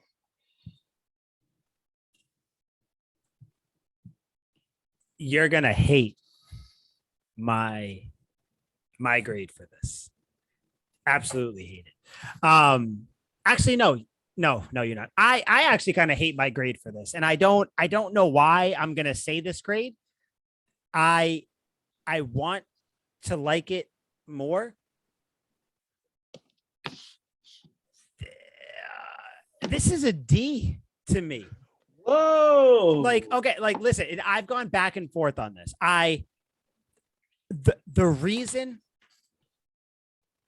The only reason that I have him as a D is because in the second round, I just feel like this team, and it goes back to what I think the Patriots need to draft. Like you use the draft to draft for what you need. The Patriots right now have Devontae Parker, Nelson Aguilar, Jacoby Myers, Kendrick Bourne. Those are your 4 receivers. Yes. Why are you drafting a receiver in the second round? That is the only, unless he's game breaking, then that is the only reason that I have him as a D, because the player himself, guy runs a 4.28. I get what they're saying. That speed doesn't quite translate to the field, but he is still very fast. He can get separation. He does. I saw people say he has smaller hands and small wrists. Like this is wrist is a weird one. I don't get that one. But I saw that like almost immediately after they drafted him. I was like, this is what we're gonna criticize. The dude has small wrists. People are drawing what the hell there. Now like I said, it's very weird. I feel like this to maybe how you are with the Cole Strange pick, where this to me is a D strictly because I don't think the Patriots needed a receiver. I have no idea what you do now. You have, so like, does this kid just redshirt his first year and hardly play? Basically. Does this mean that Nelson Aguilar is being traded, which I know you would hate? Does this mean that because you just signed Devontae Parker, so you have to think Devontae Parker, just for the sake of doing it, wide receiver 1. Jacoby Myers, you have him for this year. You know, you gave him the tender, whatever it was. You'll hopefully sign him again, you know, moving forward for a few more years, whatever. So you have those 2. Kendrick Bourne seems to have his little, you know, pocket in this offense. He's not really your gimmick guy, but he's your quick speed screens, jet sweeps, kind of streak down the field if you want. Big jet sweeps guy. So if he doesn't get at least 2 jet sweeps a game, the Patriots are going to lose. It's scientifically proven. Science. Perfect. So does Aguilar get traded? Which I think that more and more that might actually happen because the Patriots need cap space right now. Like what happens? It just seems like if you're going to take a player for a room where you have an embarrassment of riches, and riches is subjective, but where you have an embarrassment of riches, do it on defense. Do it in the linebacking room if you want. Why? Kobe Dean is still on the board. Take another offensive lineman. Like what? Yep. I don't get. I guess the thing with the Kobe Dean, he might not even play this year. Why? That's like people. I don't know. People were saying like there's questions around the league that he may not play this year. Don't tell me that. So I don't. Maybe that's why the Pats kind of stayed away from him. I don't know. I like him. Tae Kwon Thornton, I want him to be that game breaker. Like Matt Groh said from the Patriots, he said that, like, you know, he loves his speed. They have faith in him. So the way they're talking about him, they're going to use him, but I don't see how or where or when. Like, it just seems like you have a crowded room to use a second round pick. Like when just like you could have took a corner. Like that was a big thing for me too. This is a reach because I think he would have been there in the 3rd, maybe the 4th. Even if he wouldn't be, because like, you know, like everybody was taking runs on receivers. I don't like, let's just say he wasn't going to be there. I get it. The Patriots wanted their guy. And I know it sounds like I'm kind of contradicting myself when I was with the Cole Strange pick. It's not even that this is a reach. Like if the Patriots wanted to take him in the 2nd round and they didn't have a stocked room of receivers, I'd be fine with it. It's strictly the fact that that is the reach part to me, that like, if you want to get into that argument, that's where I'm like, why are you taking this guy? Like the guy himself, I think he's going to do well. I hope he does well. If he gets playing time, he's fast. I've been saying the Patriots need fuck this number 1 receiver shit. They need speed. We need fast for a while. Fast people. They need fast people on offense, fast people on defense. Because if Thornton shows up and kind of develops into anything, that opens up this offense. That kind of loosens the defense a little bit. Definitely. But it's just the fact that they took a player for a position where they didn't seem to need anything at that position. You know, that's why I liked the Cole Strange pick, because you have a hole in the offensive line. If you want to take a guy in the first round, that shows that you have a lot of faith in him. You love the guy. This one just made me go, okay, like game-breaking speed, all that stuff. Awesome. Yeah. It's buzzwords that you really like. You're like, cool, he's fast. Yeah, wrists. And then, yeah, and at the moment, like I was kind of hyped up for it. I'm like, sweet, like we got a fast wide receiver, the fastest in the draft. And I remember watching his film. I was like, all right, I like this dude. But then, like, you know, the draft ends and you settle in, and you're like, all right, so what's the season looking like? And you're like, okay, well, right now he's the 5th string wide receiver. I don't know. If somebody gets hurt, and he bumps up to 4th. It's a nice insurance policy, I guess, but it must just be like a long-term thing. The only way I can rationalize it is obviously they're not bringing Nelly back after his contract is up. I think that's kind of a given, unfortunately. Yeah, it's going to be a tough pill for me to swallow. So when he's gone after next year, that's when this dude will step in and take that role. But that's about the only thing I can expect from him. He's not a domineering wide receiver where he's going to dictate from day one. I think he will have like 1 or 2 splash plays in the preseason, but he won't have a Ramondre Stevenson type preseason that forces us to play him, because Stevenson probably wasn't going to get much playing time until he ran for 4 touchdowns in 2 games in the preseason. And then they were like, all right, well, this dude's sick, he's got to play. Yeah. I'm not expecting that from this guy at all. So yeah, no, it's a weird. This is one of the ones where I don't even. It's not him being taken in the 2nd round. Like I said, isn't the issue. It's just everything you said, where it's just I don't get it. I'm excited about it, but I just wish that like it wasn't like what it like. I don't know. I want him, but like I don't want to deal with like wanting to see him, because now I can just see it. Like we're gonna want to see him, but then like people are gonna have to either not play or get hurt, and it's gonna be like, well, why isn't? It's like I want to see him play, but I'm not gonna give up any of Nelson Aguilar snaps. I don't want to give up any of Kendrick Bourne's. Hell no. Certainly, we just traded for Devontae Parker, who's supposed to be our go-to guy, the #1 wide receiver. So there's no scenario where unless he's hurt, he's going to be on the field. And which he very well may be hurt. So. He will. You know, he might tear his ACL for the 17th time. And then Jacoby Myers is a staple of this offense that isn't going anywhere, maybe ever. He might just become Brian Hoyer. I hope he becomes the Brian Hoyer / Julian Edelman ends up staying. So I don't, it's just, I wish I could like this pick more. And honestly, up until today coming into this, I was like, yeah, I love this guy. But I was like, what is holding me back? It's the fact that we have 4 quality wide receivers right now. But, and now you have a 2nd round pick who you would assume is going to play. Like, unless there's really no injury with him coming into this season, so he's gonna play unless he gets hurt in the preseason. Like, I don't know. I like him. I just don't. I don't like him. So I don't know. Yeah, that's my grade about it. Yeah. No, my grade's a D. What'd you say? C-, right? Yeah. No, I said C. Flat out C. Okay, flat out C. So, all right. Now next 3rd round pick, 85th pick overall. Houston, Marcus Jones. This one to me is easy. This is an A. Easiest thing in the world for me. This guy, let me tell you about Mr. Marcus Jones. You spoke about versatility earlier. The definition of versatility. Corner. He can play receiver. He had 6 return touchdowns last year. Guy can do everything. This is the player that you plug in. This is the Patriot. I love this pick. I love everything about it. I love that his name is Marcus Jones. Now you have Mac Jones. You have Marcus Jones. There's another Jones coming in after this pick that we'll talk about. I love this. The Patriots needed to replace their kick returning since Gunner's gone. You did that. You have a corner. I mean, everything I saw says that Marcus Jones is a good man-to-man coverage guy.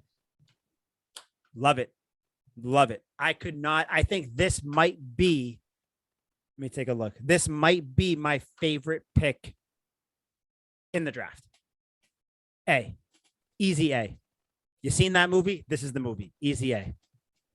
Better get used to it. Marcus Jones. Marcus Jones, Malcolm Butler, Jalen Mills. I'm not going to say Jawan Williams' name. Jonathan Jones. Marcus Jones. We got a fucking another Jones after this. Keeping up with the Joneses. That's what people are going to say. I was thinking you were going to go somewhere else with that, where you were like Marcus Jones, Malcolm X, and you were just going to start naming off influential people, and I was like, no, I'm not that smart. But yeah, Marcus Jones. This is an A to me. The guy can do. I mean, not only you technically drafted for two positions here. You got a kick returner and you got a corner. Definitely going to start. I would assume. However, they do the starting with corners, depending on what the defense is that week. This is an A. Easiest A you could possibly give. I feel like you don't share my sentiment with young Marcus Aurelius Jones. I don't know if that's his name, but it sounds like it should. I don't think it is. Do you remember Aurelius Ben, by the way? He was a Patriots wide receiver, number 17, Aurelius Ben. He barely played for the Patriots. He was mostly on the Bucs. Doesn't matter. Cool name. Marcus Jones. Peace up. A-Town down. Let's go. Double A. Come on. Come with me on this right. Liam, let yourself love, buddy. Let yourself love. Hey. And the crowd starts to chant. Hey. You Liam McDade, son of a bitch. McDade. A. You are a sandbagging son of a bitch. That's what you are. Give it to him.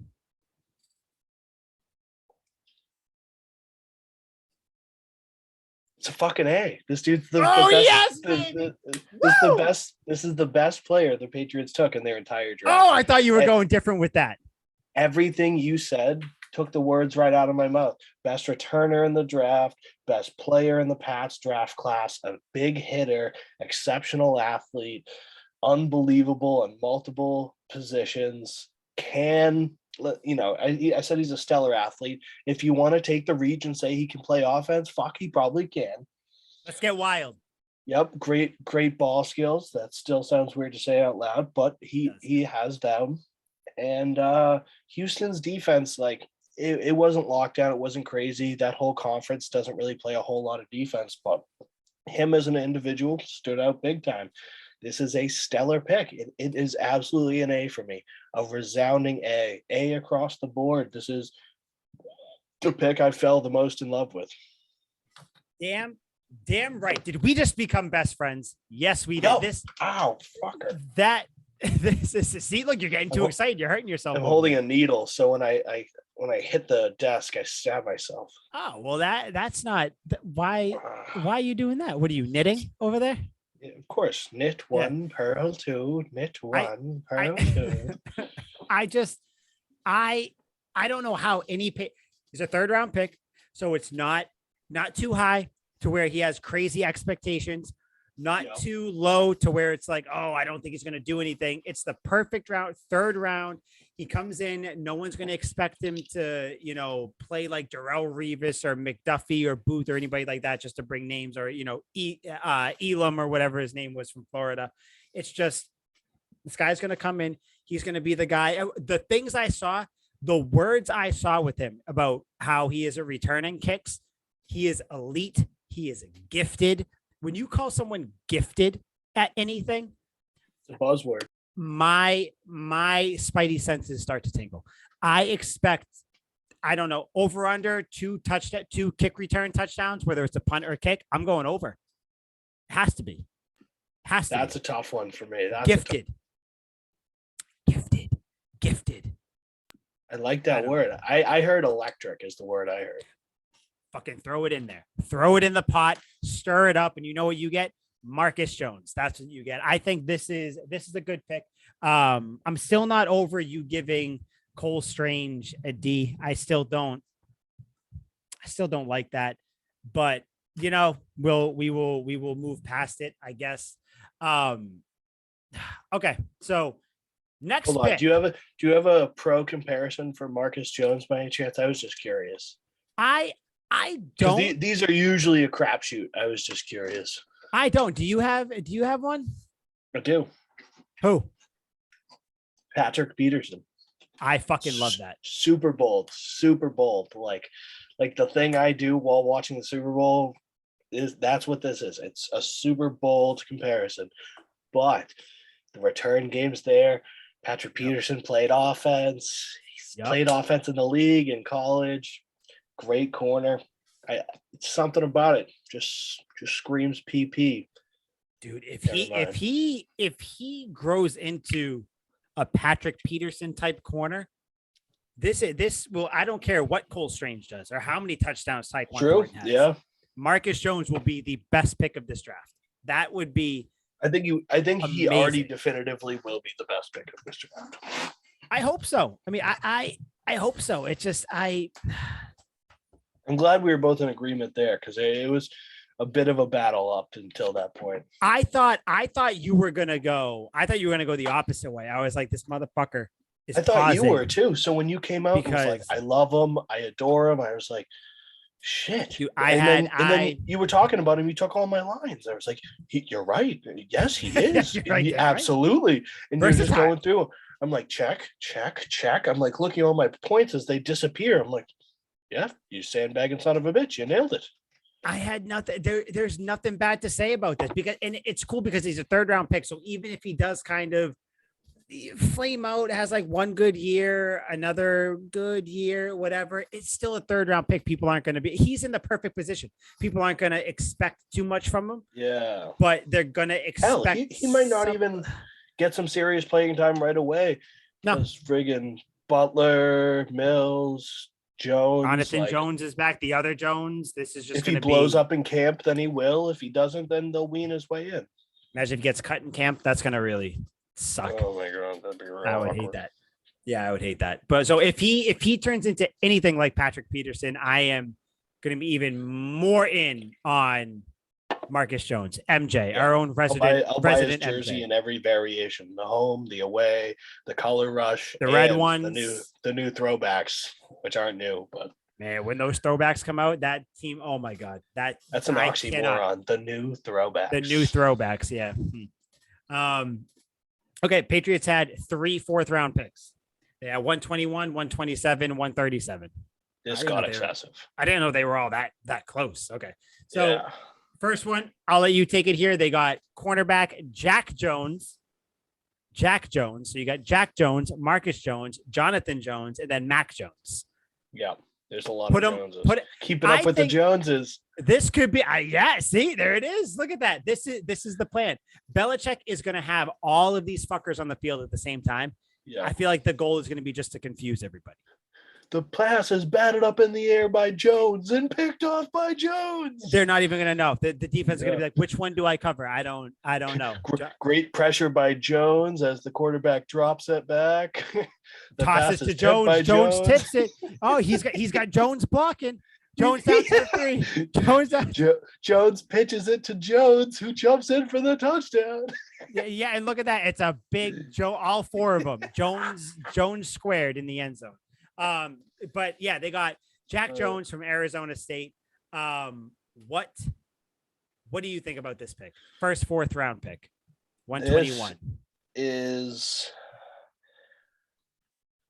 See, I kicked the tires on this idea, and I wasn't exactly sure of what draft grade I wanted to give him. I'm gonna land flat out with another C here. This guy is an absolute animal, but not for the reasons that you would want on your football team. Yep. He originally went to USC, but flunked out. I feel that. and you feel that even more so because I finished school. And so he went to where all dropouts, burnouts, and shitheads go, Arizona State. And from there, he was arrested for breaking and entering, a good old B&E. Everyone's got to mix in a B&E every once in a while. He decided that the place that would be his victim would be a Panda Express. We've all been there. Panda Express I get is it. great. Love Panda. It was at 3 a.m. too, so there's not a doubt in my mind that he was inebriated. Very sober. Yep, certainly was sober. But there's a huge upside here. If he cannot be a shithead, like this is just like my Cole Strange pick, where I'm going to put an amendment on this. I have him as a C with the ability to bump up to a B. I think he can be absolute ceiling, cleans up his act, and fully gets dedicated in the Patriot way and whatnot. Do you remember Brandon Flowers? Of course I do. Yep. Oh, yep. Okay, so Brandon Flowers is always a player that I look fondly on. Probably a lot better than he actually was, because in my mind he was a top 5 corner ever, but in real life he probably was just outside of the top 5. Just outside. Yep. I can see this guy becoming a Brandon Flowers type corner for years to come if everything goes correctly. Like one of the extremely solid, can lead a cornerback room. One of those guys, the potential's there. He was originally going to USC, which is a big time program. Didn't work out that way, but he has all the measurements. He's just kind of a shithead, which I'm a shithead, so I relate with that. I like the dude as a person. I even like his antics, and I like his play. But, after the few times that the Patriots have taken a swing on a couple criminals and it didn't work out so hot, I got to proceed with caution here. So I gave him a C with room to grow to a B plus even. If he can max out that Brandon Flowers potential, he's a B plus in my eyes. He'll be a solid corner for 5 years or so. Keyshawn Johnson said that he is one of the best cover corners in the draft. He described him as sticky. That was the word. Sticky, which I love when they describe corners as sticky. I'm like, I fucking love that, because to me, like Darrell Revis, ultimately sticky. Like sticky very sticky. Like rolled around in honey when he woke up in the morning, sticky. And just honey, yes, very sticky. But is and then what's sticky? This guy? I don't know. I don't think it is. Why does everybody think that it is? It's let's go with maple syrup. Rolls around maple syrup. Maple syrup is sticky as shit. Have you ever eaten a pancake? And then all of a sudden, like for hours later, you're sticky. Your fingers are sticky for some reason. Oh, maybe it's just me. I don't really eat pancakes. I have eaten straight maple syrup. That's weirder than you being an Eagles and a Patriots fan. You just sit there and weirder than the fact that I've never had a pancake. Sip on syrup. That is even. How have you never had a pancake? Have you had a waffle? Okay, yeah. But okay, then I'll give you sides. I'll give it. Yeah, no, I get it. It's like Red Sox, Yankees. You gotta pick one. So I get it. I chose the Sox. Eric Galco, who I guess was the Shrine Bowl director of football operations, said, they are getting. He said, Patriots fans, you've got a steal of a player in Jack Jones, one of the best pure man cover corners in the 22 draft. That's all I needed. All I needed was that. I think this is the rare instance where I think the Patriots had 2 back-to-back A picks. I think this guy is going to be the one where people were comparing him to JC Jackson, where JC Jackson kind of fell because of that. But JC Jackson, another sticky corner, another, maple syrup corner, not honey corner, maple syrup corner. Maple syrup. I think the duo of the Joneses, the Jones squared, Jones to the second power, the second degree.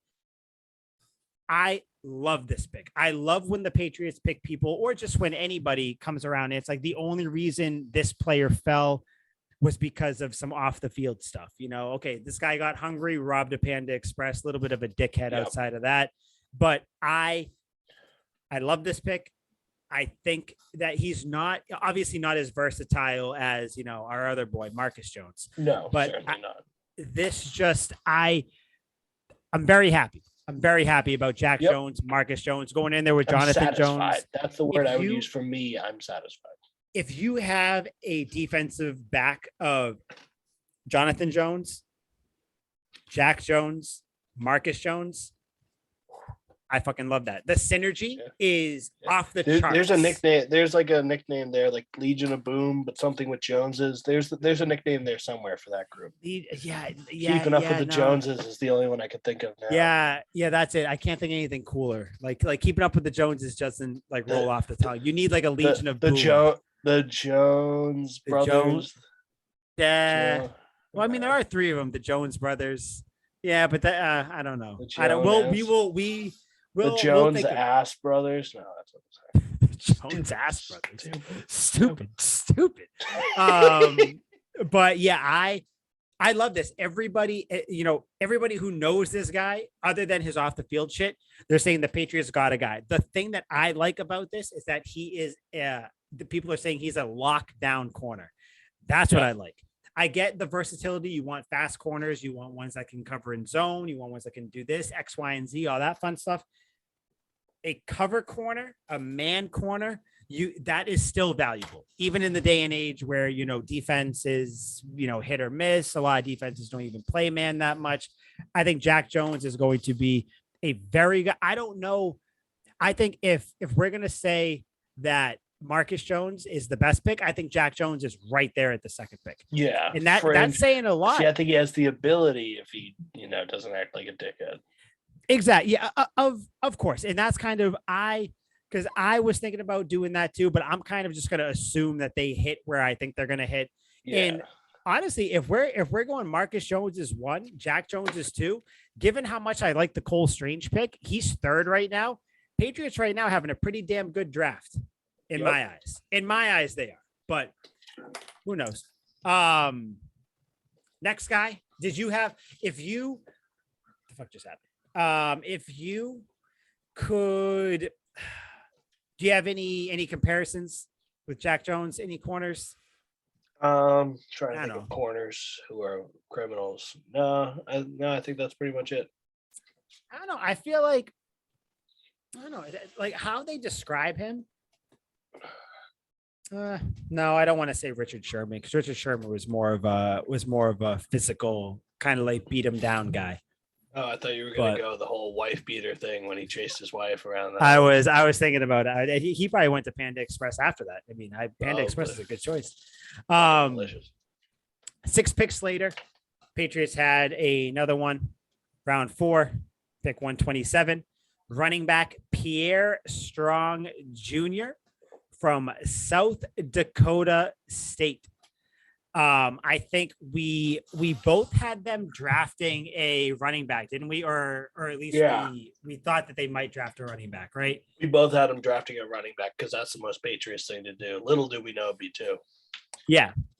So which I didn't think that they would take 2 either. But yeah, they took him in the 4th. They took another one later. We'll talk about that. But this guy though, I believe he is the one where they said that he is the third down. The third down back, right? Let me see. No, but he's fast. Okay, yeah, that's the other guy. This guy, he's fast as shit. That's what he is. This guy is fast too. I mean, he runs a 4.37. And I guess everything that I've been seeing, unlike Tae Kwon Thornton, which is a little bit different, but he actually plays at that speed too, like with the pads and everything. He plays really fast. So Pierre Strong. What a name. I like it. Because he's definitely he's a hard runner too. Beyond just being fast, he's a hard runner. I like this dude a lot. Most carries in the nation of 15 or more yards. And he had 30 carries of 15 or more yards. 30 carries of 15 or more. Yeah, that makes sense. Okay. Love that. A lot of numbers right there. But the thing is, he doesn't catch the ball like at all. They did not throw. This is a very run heavy system. This is South Dakota. That's this guy, right? Yeah. Yep. Yes. They were very just pound the ball, run it a lot. So he got a lot of touches, a lot of experience, but I swear he caught like 3 passes or something ridiculous like that. He did not touch the ball through the air a lot, which is fine. Patriots, name me a time Damian Harris has got the ball. I mean, very, very, very rarely. I mean, exactly. They bring in James White or Ramondre Stevenson for that. So this dude's kind of perfect, especially, and because they drafted 2 wide receivers here, I think I nailed this prediction again. Damian Harris is not going to be here either mid-season or after this season. I think it's a given. Now it's a layup, a slam dunk, a gimme.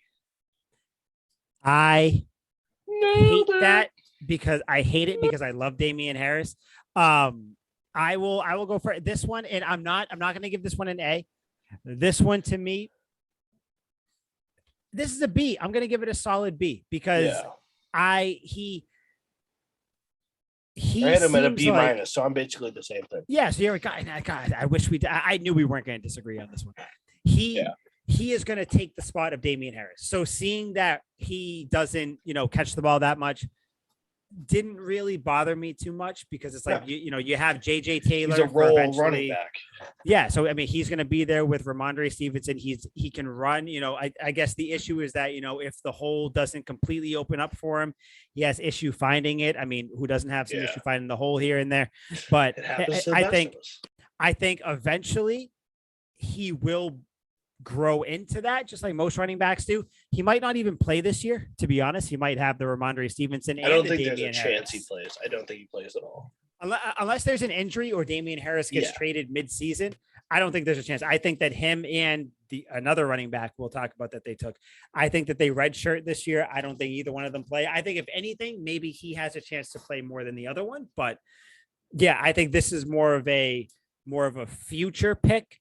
I like it. I don't think there's really nothing negative that I can say about this. They need the Patriots. It's again, you're drafting for a position of need. They need a running back. Damian Harris is in the last year of his contract. You're most likely not going to re-sign him because he's going to get a very big contract from someone. I mean, possibly, I feel like he might get a big contract from the Cowboys because Zeke Elliott is going to be gone. But I think this guy is going to take over for Damian Harris. This is a B. You added at a B minus. You said nothing wrong with this. Nothing wrong with this pick. Love it. Oh God, look at this. Liam again with the volume, bro. Look at you. You're on. Wait, no, I muted you. Oh my God. I don't even know why I muted you. I feel bad now. Oh, wait, hold on. There it is. Okay. Did you mute yourself? Oh, maybe. Ding dong. Yeah, because I was doing this. See, this is why we can't have nice things. Look, we're in the middle of talking. We're almost through the draft. You're over Ridiculous. Here muting yourself. Pierre Strong. Yeah, good. No, I was all in on that. It's like easy pick. It's a layup. Mm-hmm. Mm-hmm. So next pick, 10 picks later. Billy Zabka. Billy Zappi, Western Kentucky. Liam, what do you think of this pick? Quarterback, by the way. Quarterback. Yep. Quarterback. An NFL quarterback. Seeing as this is our franchise cornerstone in the future of our franchise, I gave him a strong B+. Why? Because it's Expound. It's the cornerstone of our franchise. I mean, realistically, Brian Hoyer is going to be on this team for probably only another 27 years or so. So there is an end in sight with Brian Hoyer. Jarrett Stidham, I think, is long gone. So it's about time we bring in another quarterback. Heaven forbid something stupid happens to Mac and he gets hurt. I don't want Brian Hoyer, stepping in and leading our team multiple weeks. I think he'd do okay, but this guy can do a little better than okay. He's basically Mac Jones 2.0. Not a crazy athlete, but he can run. Not a crazy arm, but he can throw. Takes care of the ball, doesn't turn it over, can fit the ball into tight spaces and put curves on it. I just like the pick. It's insurance in a position that we're going to be losing people sooner rather than later. Fire me up on Bailey Zappi. I keep saying it because I keep thinking of Billy Zabka from the Karate Kid. I was watching that last night. Yeah, no, yeah, I wanna say that too. It doesn't. It rolls off the tongue more. Billy Zappi as opposed to Bailey. Yeah, he should change his name. But yeah, this is an F for me. I fucking hate this pick. I wanted to give it a D. The only reason I almost gave it a D was because the Patriots had 3 4th-round picks. So it's like, you know what, you waste one. I don't. What? No, everything you said was right. Brian Hoyer is 37 years old. I mean, he'll eventually retire and take a position in the coaching staff for the Patriots, I'm sure. But we always talk about how Belichick finds these are the rounds where Belichick cooks in the 4th, the 5th round, the 3rd round here and there, 6th round around there. You draft a quarterback. Which if we're all, because obviously we all understand that Mac Jones firmly entrenched as the starting franchise quarterback moving forward for however long he wants to be, as long as he's good. Why? This to me is a waste of a pick. I know why. I get that you need a back. I understand that backups are important. I do get that. But did you need to waste a 4th-round pick on one, Liam? Did you? Yes, you did. Because you expect the unexpected in this league. Heaven forbid a horrible injury befalls Mac Jones. We need to pick up, dust ourselves off, just like a man who gets fresh into a breakup, and you can cry and linger around and suck on your thumb for a little bit, but eventually you got to pick yourself up, dust yourself off, tell yourself that you're going to the gym the next day and drink yourself into oblivion. And that is what the Patriots would have to do if Mac Jones gets hurt. With Bailey Zappi, they can do that. He's not a franchise quarterback, not a cornerstone, but he is a good bridge, a fill-in, something to keep you afloat. He's a plug for the boat that has leaks in it. And if anything, he's a decent insurance policy. In a very weak quarterback draft, this dude could end up being one of the better quarterbacks in this weak draft, which speaks either to how good he could be or how shitty everyone else is. But either way, this dude just kind of seems like a baller to me. And if Mac Jones goes down, I feel a little better knowing that we have this guy around than I would be if we had Brian Hoyer or Jarrett Stidham, or heaven forbid had to sign some awful fucking quarterback like Tebow or Colin Kaepernick. Oh God, no, thank you on either one of those. It's just the way I look at the 4th round and just I remember a long time ago I wrote a blog on couchguysports.com. Go take a look at it. I'm basically saying that when everybody said that Belichick couldn't draft, I basically myth busted that whole thing where he is actually a lot better than anybody thinks. Past 4th-round picks that Belichick has had. James White, obviously we love James White. Malcolm Mitchell, Aaron Hernandez. I know what he did off the field. Great on the field player. Cam Fleming, Shaq Mason, Dietrich Wise, Asante Samuel, your boy Steven Gostowski. Mr. Pick Six. Just 4th-round pick, and I know it was your 3rd one, and I get everything you're saying is right. Every single thing you're saying is right. Where it's kind of break glass in case. No, break glass in case of emergency. I get it. Brian Hoyer, how confident are you? Not confident. Stidham is probably not going to be on the team when the season starts, or when the regular season starts. But I don't know off the top of my head who was available at this point. But Belichick probably knows more than I do, or most likely does. There had to pick a quarterback. I don't know, especially when you just signed Brian Hoyer too. So it just, and I know that I know this guy isn't going to cost that much. He's on his rookie deal. It's not a big deal. It's just, there's not a single thing about this pick that I like drafting for an insurance policy. I understand what you said. It does make sense, but I know fucking hate to you. It's like, why can't we do it in the 5th or 6th round? Or just like not, would this guy have been drafted? Do you think?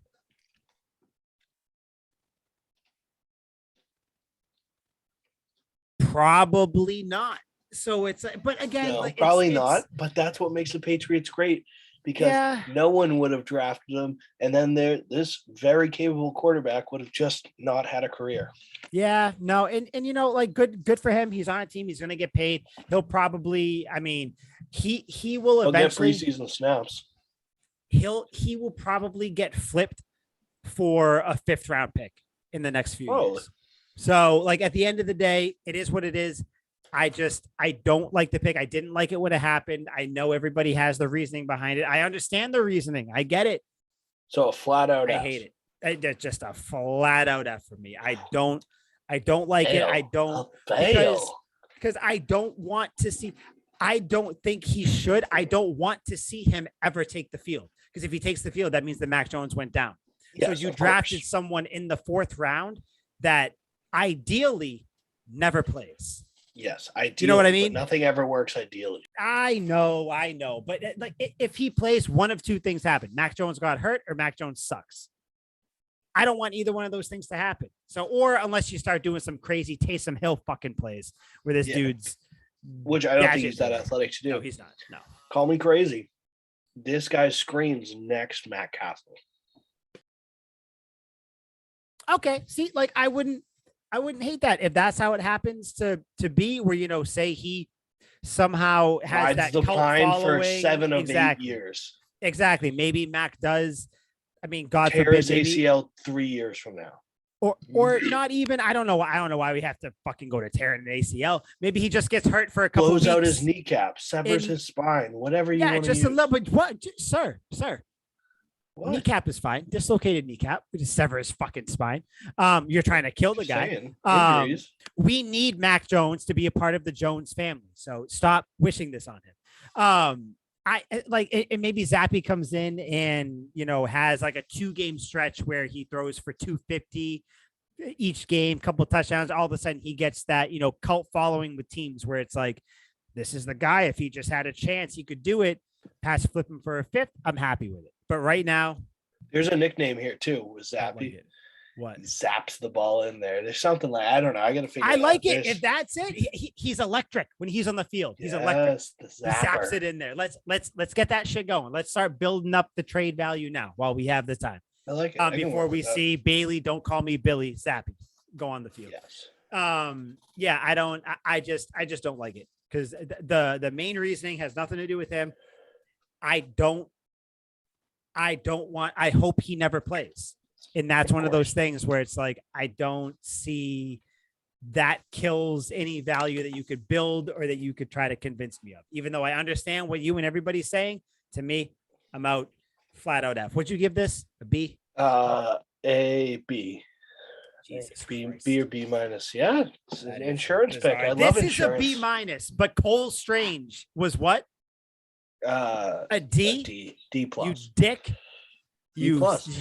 Well, one's a 4th round pick, one's a 1st round pick. If Cole Strange was a 4th round pick, like I truly projected, that's an A plus pick. Mostly because your boy nailed it, but that is an A plus pick.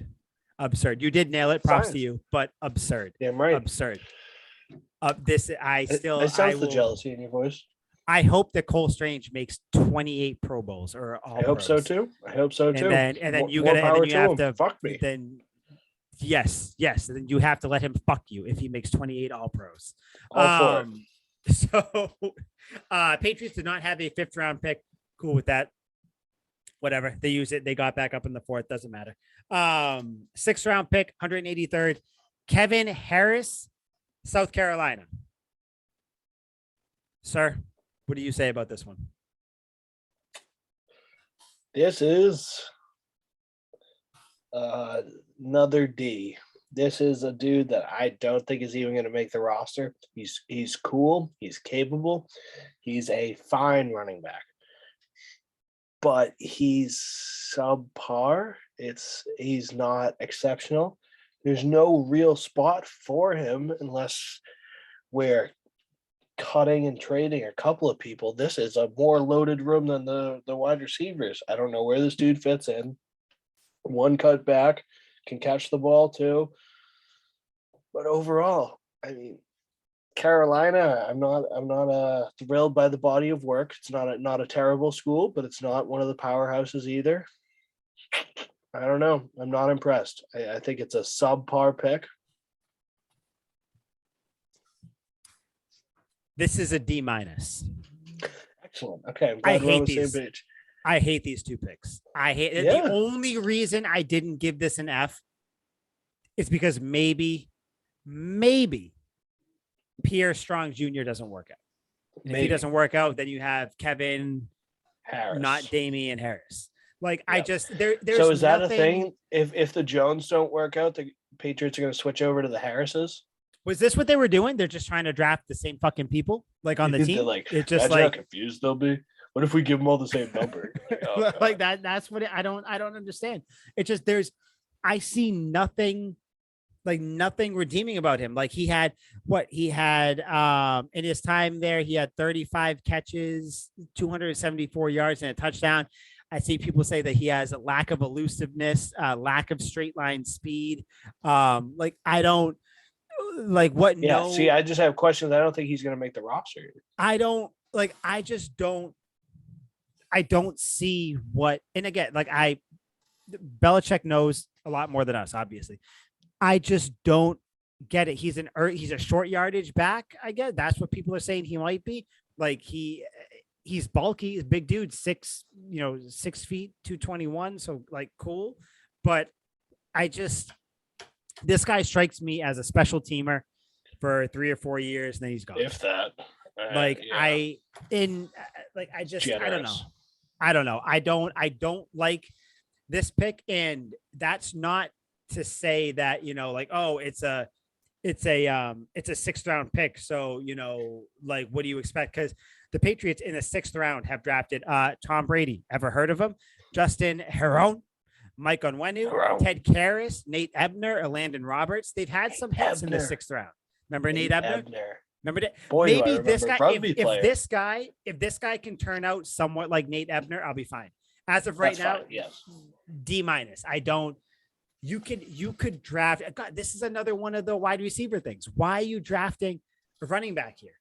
Like, you have Ramondre Stevenson, JJ Taylor, James White, and Damian Harris. Damian Harris, even if he's gone, you got Ramondre Stevenson, you got Pierre Strong, JJ Taylor, and James White for the next couple of years, probably. Why do you need Kevin Harris? I don't know. I don't like this. Yeah, it's a mid pick is what it is. Yeah, I don't know. I'm not a fan. Especially since you just drafted a running back. Oh, Jesus. Crowded room. Second 6th round pick, defensive tackle, Sam Roberts. Does not sound like a football name at all. Nope. Sam Roberts, Liam, how do you feel about Sammy Rob? See, this is an ultimate question mark to me. I have truly no idea what to make of this pick. Mm-hmm. I couldn't even come up with a letter grade. Like, I watched his tape, I looked at the draft profile, his strengths, his weaknesses, and I still have no idea. I don't even have one. I'm utterly clueless. I got nothing to say. Subpar as that sounds, with him, a total mystery to me. I don't know. He didn't have like good times or anything in the combine, which again doesn't mean shit. And that was my thing, because I was gonna be like, all right, he doesn't seem like a spectacular athlete, but he's got decent size. But then I'm like, all right, he can't really move. But then I'm like, that doesn't really matter. Fletcher Cox can't move per se, and he's one of the best defensive tackles in the league. He's a circle, so it's like, I don't know. The whole thing with me, I was like, this dude is. I want to say like another D or an F, but then again, watch him end up being a staple for years and years and years to come, and it just makes me eat crow. So for me, I couldn't even give him a letter grade. I have a letter grade for every single person except for this guy. And he's incomplete. Incomplete to you. Yeah, I'm gonna go straight C. Yeah. The reason being, kind of like you said, I don't really know. Like he's big. He seems extremely average. What I see here is that he did, just a fun fact, he blocked 5 kicks in his college career, which is crazy. Okay. Crazy. He was named MIAA Defensive Player of the Year in 2021. Big thing. He was a team captain. He also earned the Cliff Harris Award. What was that? Because I just had to look it up. I had no idea what that is. That's given annually to the best non-Division I defender. Okay. So there's upside. This is like this is a huge upside project. But if anything, he's just being picked because he's like a niche guy, where it's like he blocks field goals, and Bill's just trying to impact the game in another way. Bill's like, we're going to lead the league in blocked field goals this year. Let's do it. And everyone else, every other team, he was the sixth round pick, 200 overall. No other teams think of this guy. No other teams probably looking at the fact that he blocked all those kicks. Bill looks at that and goes, if he can do this with any sort of consistency for us, then that's unbelievable. Yep. That takes 3, 6, 9 points off the board every game. Yep. So I think that's why, like, he's the C, because his downside and his upside, I think, kind of cancel each other out, kind of like you said, and it's just a straight C. He will be, because his intangibles aren't great. It just seems like he's a hustle player. Like his not intangibles, but his like dimensions. Like you said, the combine numbers are poor. The 40 time doesn't blow you away. No, nothing. Like, it's just one of the, nothing really blows you away. But then you do see kind of those like things where it's like, okay, he was a team captain, got a couple awards, he can block punt, like he can do things. So it's one of those things where you take a fire on him if he works great. If not a single person. If it works, you look like a genius. If it doesn't work, no one's gonna give a shit. No one's even gonna know that this person that he existed. So I think that's a pretty simple, straightforward thing for him. I think we're both kind of like wait and see what happens. I hope he turns out to be something. Who knows? Speaking of, people that you will completely forget, guard from LSU, Chasen Hines, not a real name. No fucking way. Isn't that crazy? No fucking way. That seems like the fakest thing. That seems like one of the names that Madden like creates for you when you're in like year 7 of your franchise in the game. Yeah. Chasen Hines from LSU. I believe Bo Callahan's a real person before I believe this. Yeah. What do you about Mr. Chasen Hines? I gave him a B-. I saw this dude play in person in Death Valley. No shit. No, he did not jump off the screen to me. I did not notice him immediately in the stadium. I was actually fighting off a whole day of drinking starting quite early. So I wasn't seeing anything past my eyebrows. But overall, LSU's offensive line was pretty good. And this guy overall, pretty fucking solid as a player. When you get into like the deep stats when it comes to linemen, his sacks allowed, it's upper echelon but not flawless. There is the last guy in this draft, I have a big touch on with him on this one, but with this guy, it's a low risk, high reward play because he was in a pro style offense in one of the best colleges that everyone's trying to get guys from. He's already there playing, or he was blocking for Brad Johnson's son. I think it's Mark Johnson, who his dad was a pro quarterback. He plays just like a pro quarterback. So this guy is used to a unathletic white quarterback who's going to drop back in the pocket and sit there and wait and check it down and throw it deep and, spin the ball a couple times in the pocket. This dude's been blocking for Mac Jones for 2 years now, and he just didn't know it. So now he's just going to the Patriots. If it doesn't work, it is a super fucking late round pick, and it doesn't matter. But for a guy from either Ohio State, LSU, Clemson, any of these big schools still being around at this time and you can take them, why the hell not? Because these are all top programs with great offensive lines, domineering offensive lines. Take your shot. I like it. It's a B+ pick to me. Son of a bitch. So I think this is a B. That's what I was going to say, because I think this guy turns into the Ted Karras, where he is career backup, and then I think eventually he either signs a big deal somewhere else, gets traded somewhere else for something. Like you said, it's LSU. It's a big school, pro style type offense. Like it's something where teams are gonna, he's not getting drafted from, I don't know, Chattanooga or something like that, where people are gonna be like, what the God, I would never take a first round pick from there. But yeah, I think maybe in the fourth. I think he turns into a career backup with the Patriots, maybe gets like a starting role. I don't know. Fuck it. He takes the Ted Karras route. He goes to Miami, something like that.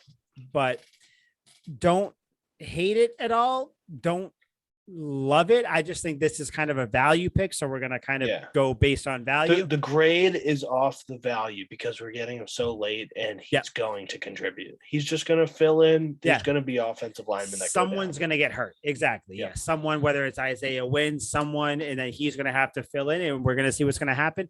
And like I said, Belichick is the offensive line whisperer. When he drafts offensive linemen late, I'm all in on it. Sure, career backup. Let's go. I'm sure he called up Ed Orgeron, who probably on the other end to Bill Belichick, and Bill knew exactly what he was saying. He was like, "Yep, absolutely, okay, got it." He's like, "Totally." Can you hand the phone to somebody that speaks English, Ed? Thank you. Thank you very much. Cool. And now the Patriots, Mr. Irrelevant, final pick in their draft, Michigan offensive lineman Andrew Stuber. I'm going to go first here. This one might shock you. This to me is an A. This guy motherfucker. Is huge. I have the exact same thing. He's 6'6", 325, giant guy. I actually have Dante Scarnecchia's stat pulled up here. He says, I believe in length. I think that length is important. Don't we all, Dante? He says, look, Matt Light played on our team for 11 years. His arms were 33 inches long at left tackle. Do you want them much shorter than that? I'd say no. Do you want them longer than that? Yeah, it doesn't hurt. It's certainly good. Big guys, big things. Dante Scarnecchia says that length is important. This guy's a big guy. Dante. He's from Michigan, another college that actually holds some weight there. And I guess he's very versatile too. He can play everywhere. This is more of the in Belichick I trust pick. Belichick picks offensive lineman late. I love it. I'm all in. Love this pick. Yep. Me too. Michigan's offensive line was awesome. They ran the ball. They passed at ease. They were one of the surprise teams after, being middle of the road the last couple of years. In basically 800 snaps. 792 snaps. We want to take a gander at how many sacks he allowed. 800 snaps. How many sacks did he allow? I mean, he had to give up at least what? I'm gonna say. I don't know how many. I don't even know. A lot. Just throw a number out there. God. 800 snaps. That's a lot. I mean, he got to give up. I don't know what, like 100 sacks or something. Probably even more, right? What do you give up? Final answer. Sure. Yes. 2? Oh my God, this is an A+. I wish I could change my thing. You too. He was second team All-American. The thing is, though, he's just not very athletic. He's a mountain of man. Like you said, he's like 6'6", fringe 6'7", gigantic mountain of a man. What he lacks for in his athleticism, he makes up for in hustle and incredible football instincts. He is just always seems to be in the right place at the right time, blocking the right dude. I gave this pick an A+.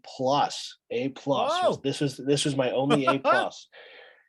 At the Senior Bowl, I remember watching I'm one of the few jackasses that watched the Senior Bowl. The fucking announcers said, this dude reminds me of Michael Onwenu. And they were talking about how this guy reminds them of Michael Onwenu. And I didn't even put that together for my draft predictions because I remember hearing it. I was like, no way. Like, it's an odd comparison because Onwenu isn't like a, Pro Bowl lineman, but he's smaller too. I think isn't Onwenu kind of small? Not by a whole lot, but like definitely. Overall, this just seemed like out of the park. Like you said, Mr. Irrelevant as the last pick in our draft. Fire me up. If you're getting a Michigan offensive lineman that's fringe 6'7", I'll take that every time. 2 sacks and 800 snaps and a second-team All-American. I don't know how he goes this far down. It's literally all just because he lacks mobility. Yeah, he's just probably just cement cinder block feet where he just that's where he is. Which, hey, I mean that's something you can learn. You can learn mobility, I guess. That's the thing. He'll get if DeMarcus Ware was still in the league, he would smoke this dude off the edge. Like Von Miller is going to take this dude to town if he starts against him, but he won't. He's a 7th round pick. You let him sit, learn under Trent Brown, he'll be perfectly fine. I like this. And if it doesn't work, you fucking cut him. He's a 7th round pick, and no one is going to be like, "Oh my god, this pick didn't work." But if he works, genius. I think that's why Bill picks the offensive lineman at the end there, because he's like, "Listen, like if they work, great. If not, ship him out. Genius. Ship him out. Ship him out." Absolutely. So what would you give overall the Patriots draft? What would be the letter grade that you would give this draft? Letter grade I'm giving this draft. People are really harsh on this draft. People are hating on this draft. Unfortunately, it's just because the top of the draft. If we were just going off the first 2 picks, I'm giving this draft a C-. But because he made, and by he I mean Bill, you could use as well, made so many key moves down the stretch here, I gotta bump this shit up. Like this is a B. This is a strong B. Marcus Jones, home run. Jack Jones, potential home run. We go all the way down. Andrew Stuber, I think, has all the potential in the world. I like the insurance policy of Zappy. And Pierre Strong, we knew they were going to take a running back. Whether it's him or Harris, fuck if I know, but one of them staying. So this is almost exactly what we predicted in a sense. More so me, because the Nostradamus of the NFL draft. You killed it. You got it. Yep. I did. But I don't know. This is exactly what I expected from the Patriots, and that's a good draft. I want to be different from you, but I mean, honestly, just looking at it, Cole Strange, I like that pick. I think that's going to be a good pick. People are upset where it is right now. Get it. Tae Kwon Thornton, kind of the wild card. Is he going to play? Is he not? How's he look? I mean, the dude, if he gets cut this season or some shit like that, then that's bad. The 2 Jones, Marcus Jones, Jack Jones, I think those are really good picks. Pierre Strong, I think, is going to grow into a good pick. Billy Zappi, we can zap him into the sun. Kevin Harris, don't care for him. Sam Roberts, Matt, Chasen Hines, fake name, who knows though. Andrew Stuber, this is now, mind you, in 2019, everybody said that the Patriots had a well above average draft. Do you know who the Patriots drafted in 2019? Off the top of your head. What round? They're great. The entire draft. You know who they drafted? They drafted N'Keal Harry in the first round. Trash. Okay. Jawan Williams. Trash. Chase Winovich. Not even on the team anymore. Damian Harris. Good pick. What's his name? Yanni Kajust. I always forget how to say it. Good. He had a lot of injuries, whatever. Froholt, another offensive lineman. Jared Stidham. Byron Cowart. Holy shit. Jake Bailey. Pro Bowler. Good Beast, pick. Yeah. And then Ken Webster. Who? Exactly. People said that the Patriots had an above average draft there. So this just kind of goes to show you that no one really knows what the fuck they're talking about. And that's all because of N'Keal Harry, I hope you know. All because people like, loved it. Slam dunk, home run. People loved him. Jawan Williams, the shit about Jawan Williams. Oh my God, he's going to be the next guy to start, blah, blah, blah, all this shit. Yep. Yeah, no, he's not. This draft, though, the only thing, dude, this is a B+ draft. It is. This was a solid draft, regardless of what your feelings are about Cole Strange, where he was at. If you take Cole Strange out of this draft, there's very little to hate on with it. Now, I get it that, they could have gotten player X, Y, and Z. Belichick is very confident with his team right now, with his linebacking core. Clearly, yes. He's confident with them. Corners, he drafted 2 corners in the 3rd and 4th round, so he knows he's got to put those in there. right? Like everything else he drafted for need. He drafted for what it is. I think And that's all we can Belichick ask is for. building around Mac Jones. That's why he drafts a guard and a receiver in the first 2 rounds. And then he's filling in holes on defense, and he drafts a running back to take the place of Harris. I don't know. I wish Pats fans could look past the Cole Strange pick to see that this hopefully, and again, this is all bullshit because we have no idea who's going to turn into anything. But just taking a look, there's a lot to be excited about in this draft. And I do think that it really comes down to that 3rd and 4th round pick with the 2 Jones, Marcus Jones and Jack Jones. I think those hopefully that swings the entire thing. That should be it, because if he drafted some players, if he drafted like another offensive lineman or some shit there, I feel like maybe we'd think differently. But I don't know. I have high hopes for this draft. B+. That's where I'm putting this. What did you say? B. B+. Did you say B+ too? Yeah, that makes sense. There's nothing wrong with this draft really, other than the Cole Strange thing, which is, and Tae Kwon Thornton too, to an extent, because people kind of see that as whatever. Yeah. But did you have any parting thoughts about this draft or anything else you wanted to say about it? Now that pretty much wraps it up for me. I mean, damn, this was extensive. Yeah. No, I mean, it's the draft, and again, it's fun now for the draft, because when Brady was here, it was more of I don't give a shit who they draft. There's Tom Brady and Bill Belichick. Doesn't matter what happens. But now that Brady's gone, you got Mac Jones in there building his thing.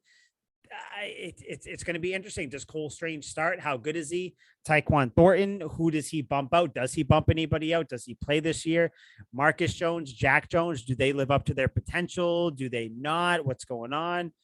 Pierre Strong, then Bailey Zappi, what happens with him? There's a lot of things to look forward to with this draft. I just wish people would look past the Cole Strange pick, because this is hopefully a good draft. And I think that a few players, a lot of variables. Before we dip out, one player here, who do you think is going to perform the most this year out of this draft class? Looking at this list, who's going to perform the most this year? Yeah. It almost seems too cliche to say Marcus Jones, right? That kind of seems like the given, the easy answer. Mm-hmm. I've never been one to take the easy way out, so I won't say that. Son of a bitch, I'm going to take a flyer. Since I'm a betting man, it's always the thing you expect the least. God damn it. Sam Roberts is going to be a huge fucking part of this team. Dude, the special teams that he's going to contribute, he's going to block field goals. He's going to play. 5 field goals. It's not going to make any sense to me, but Bill's going to completely revolutionize the game and have everyone looking for some dude who can block field goals. Because people suck at field goals now. People can't make. They do. They're really bad. 17-yarders. So they're going to get this dude in here. He's going to block an ungodly amount of field goals, have like 17 fucking blocks this season. Everyone's going to be blown away. And now every draft from here till the end of time, they're going to be looking for some big fucking dude to block field goals. Listen, Sam Roberts. I would the welcome one dude I couldn't give a letter grade is going to have the biggest impact. He's the one. Yeah, that my friend is poetry. That's what that is. One guy you can do. He's going to shove it in your face. Sam Roberts. Sweet justice. That's good. I kind of maybe not as much of a flyer as you. I'm going to take Tae Kwon Thornton. I think that he is going to show up. I think because of Devontae Parker. Someone's going to get hurt, whether it's Parker or Aguilar. I think one of those two are going to get hurt. I think that Thornton. That's why Thornton is going to come in. He's going to be like a little ball of fire, a little ball of piss and vinegar, and he's going to come out. He's going to have a couple big games, and he is going to produce this year. That is my. I see Kendrick Bourne throwing a touchdown to Tae Kwon Thornton this year. That's what I see on some sort of crazy reverse play to come back in a game or something like that. So Tae Kwon Thornton is going to be my guy. I think you got Sam Roberts. Sam, I only block kicks Roberts. That's good shit. That's good shit right there. So Patriots draft. Hopefully some good shit happens for next week. We'll see what happens. And and then hopefully the Celtics fucking kick ass here. Let's go. We got Celtics this weekend. Patriots fans, watch the Celtics. Let's go. Bruins right now we're playing. I believe the Bruins are okay. They did. Won. Yeah. There we go. See, there it is. Bruins now won. I just need the fucking Leafs to win. Don't tell. No. Don't tell. Yeah, no. Don't tell Allie that. No, not at all. So for Liam McDade, Patriots fan and half-assed Eagles fan, I am Mike Sullivan. This was Tuck Rule Takes. Long episode, but it's the draft. You need to understand it. Very strange episode, if I were to say. Huh? It was. I would say strange overall, episode. Very strange. A strange beginning. Don't use that strange joke. Beginning. The joke is played. Strange beginning. Yeah, now it's dead. We can put that one to rest. It's dead. We can put that to rest. We are also putting this episode to rest. Goodbye. Good night. Godspeed. Good luck. Everybody loves good head. We out. Everyone.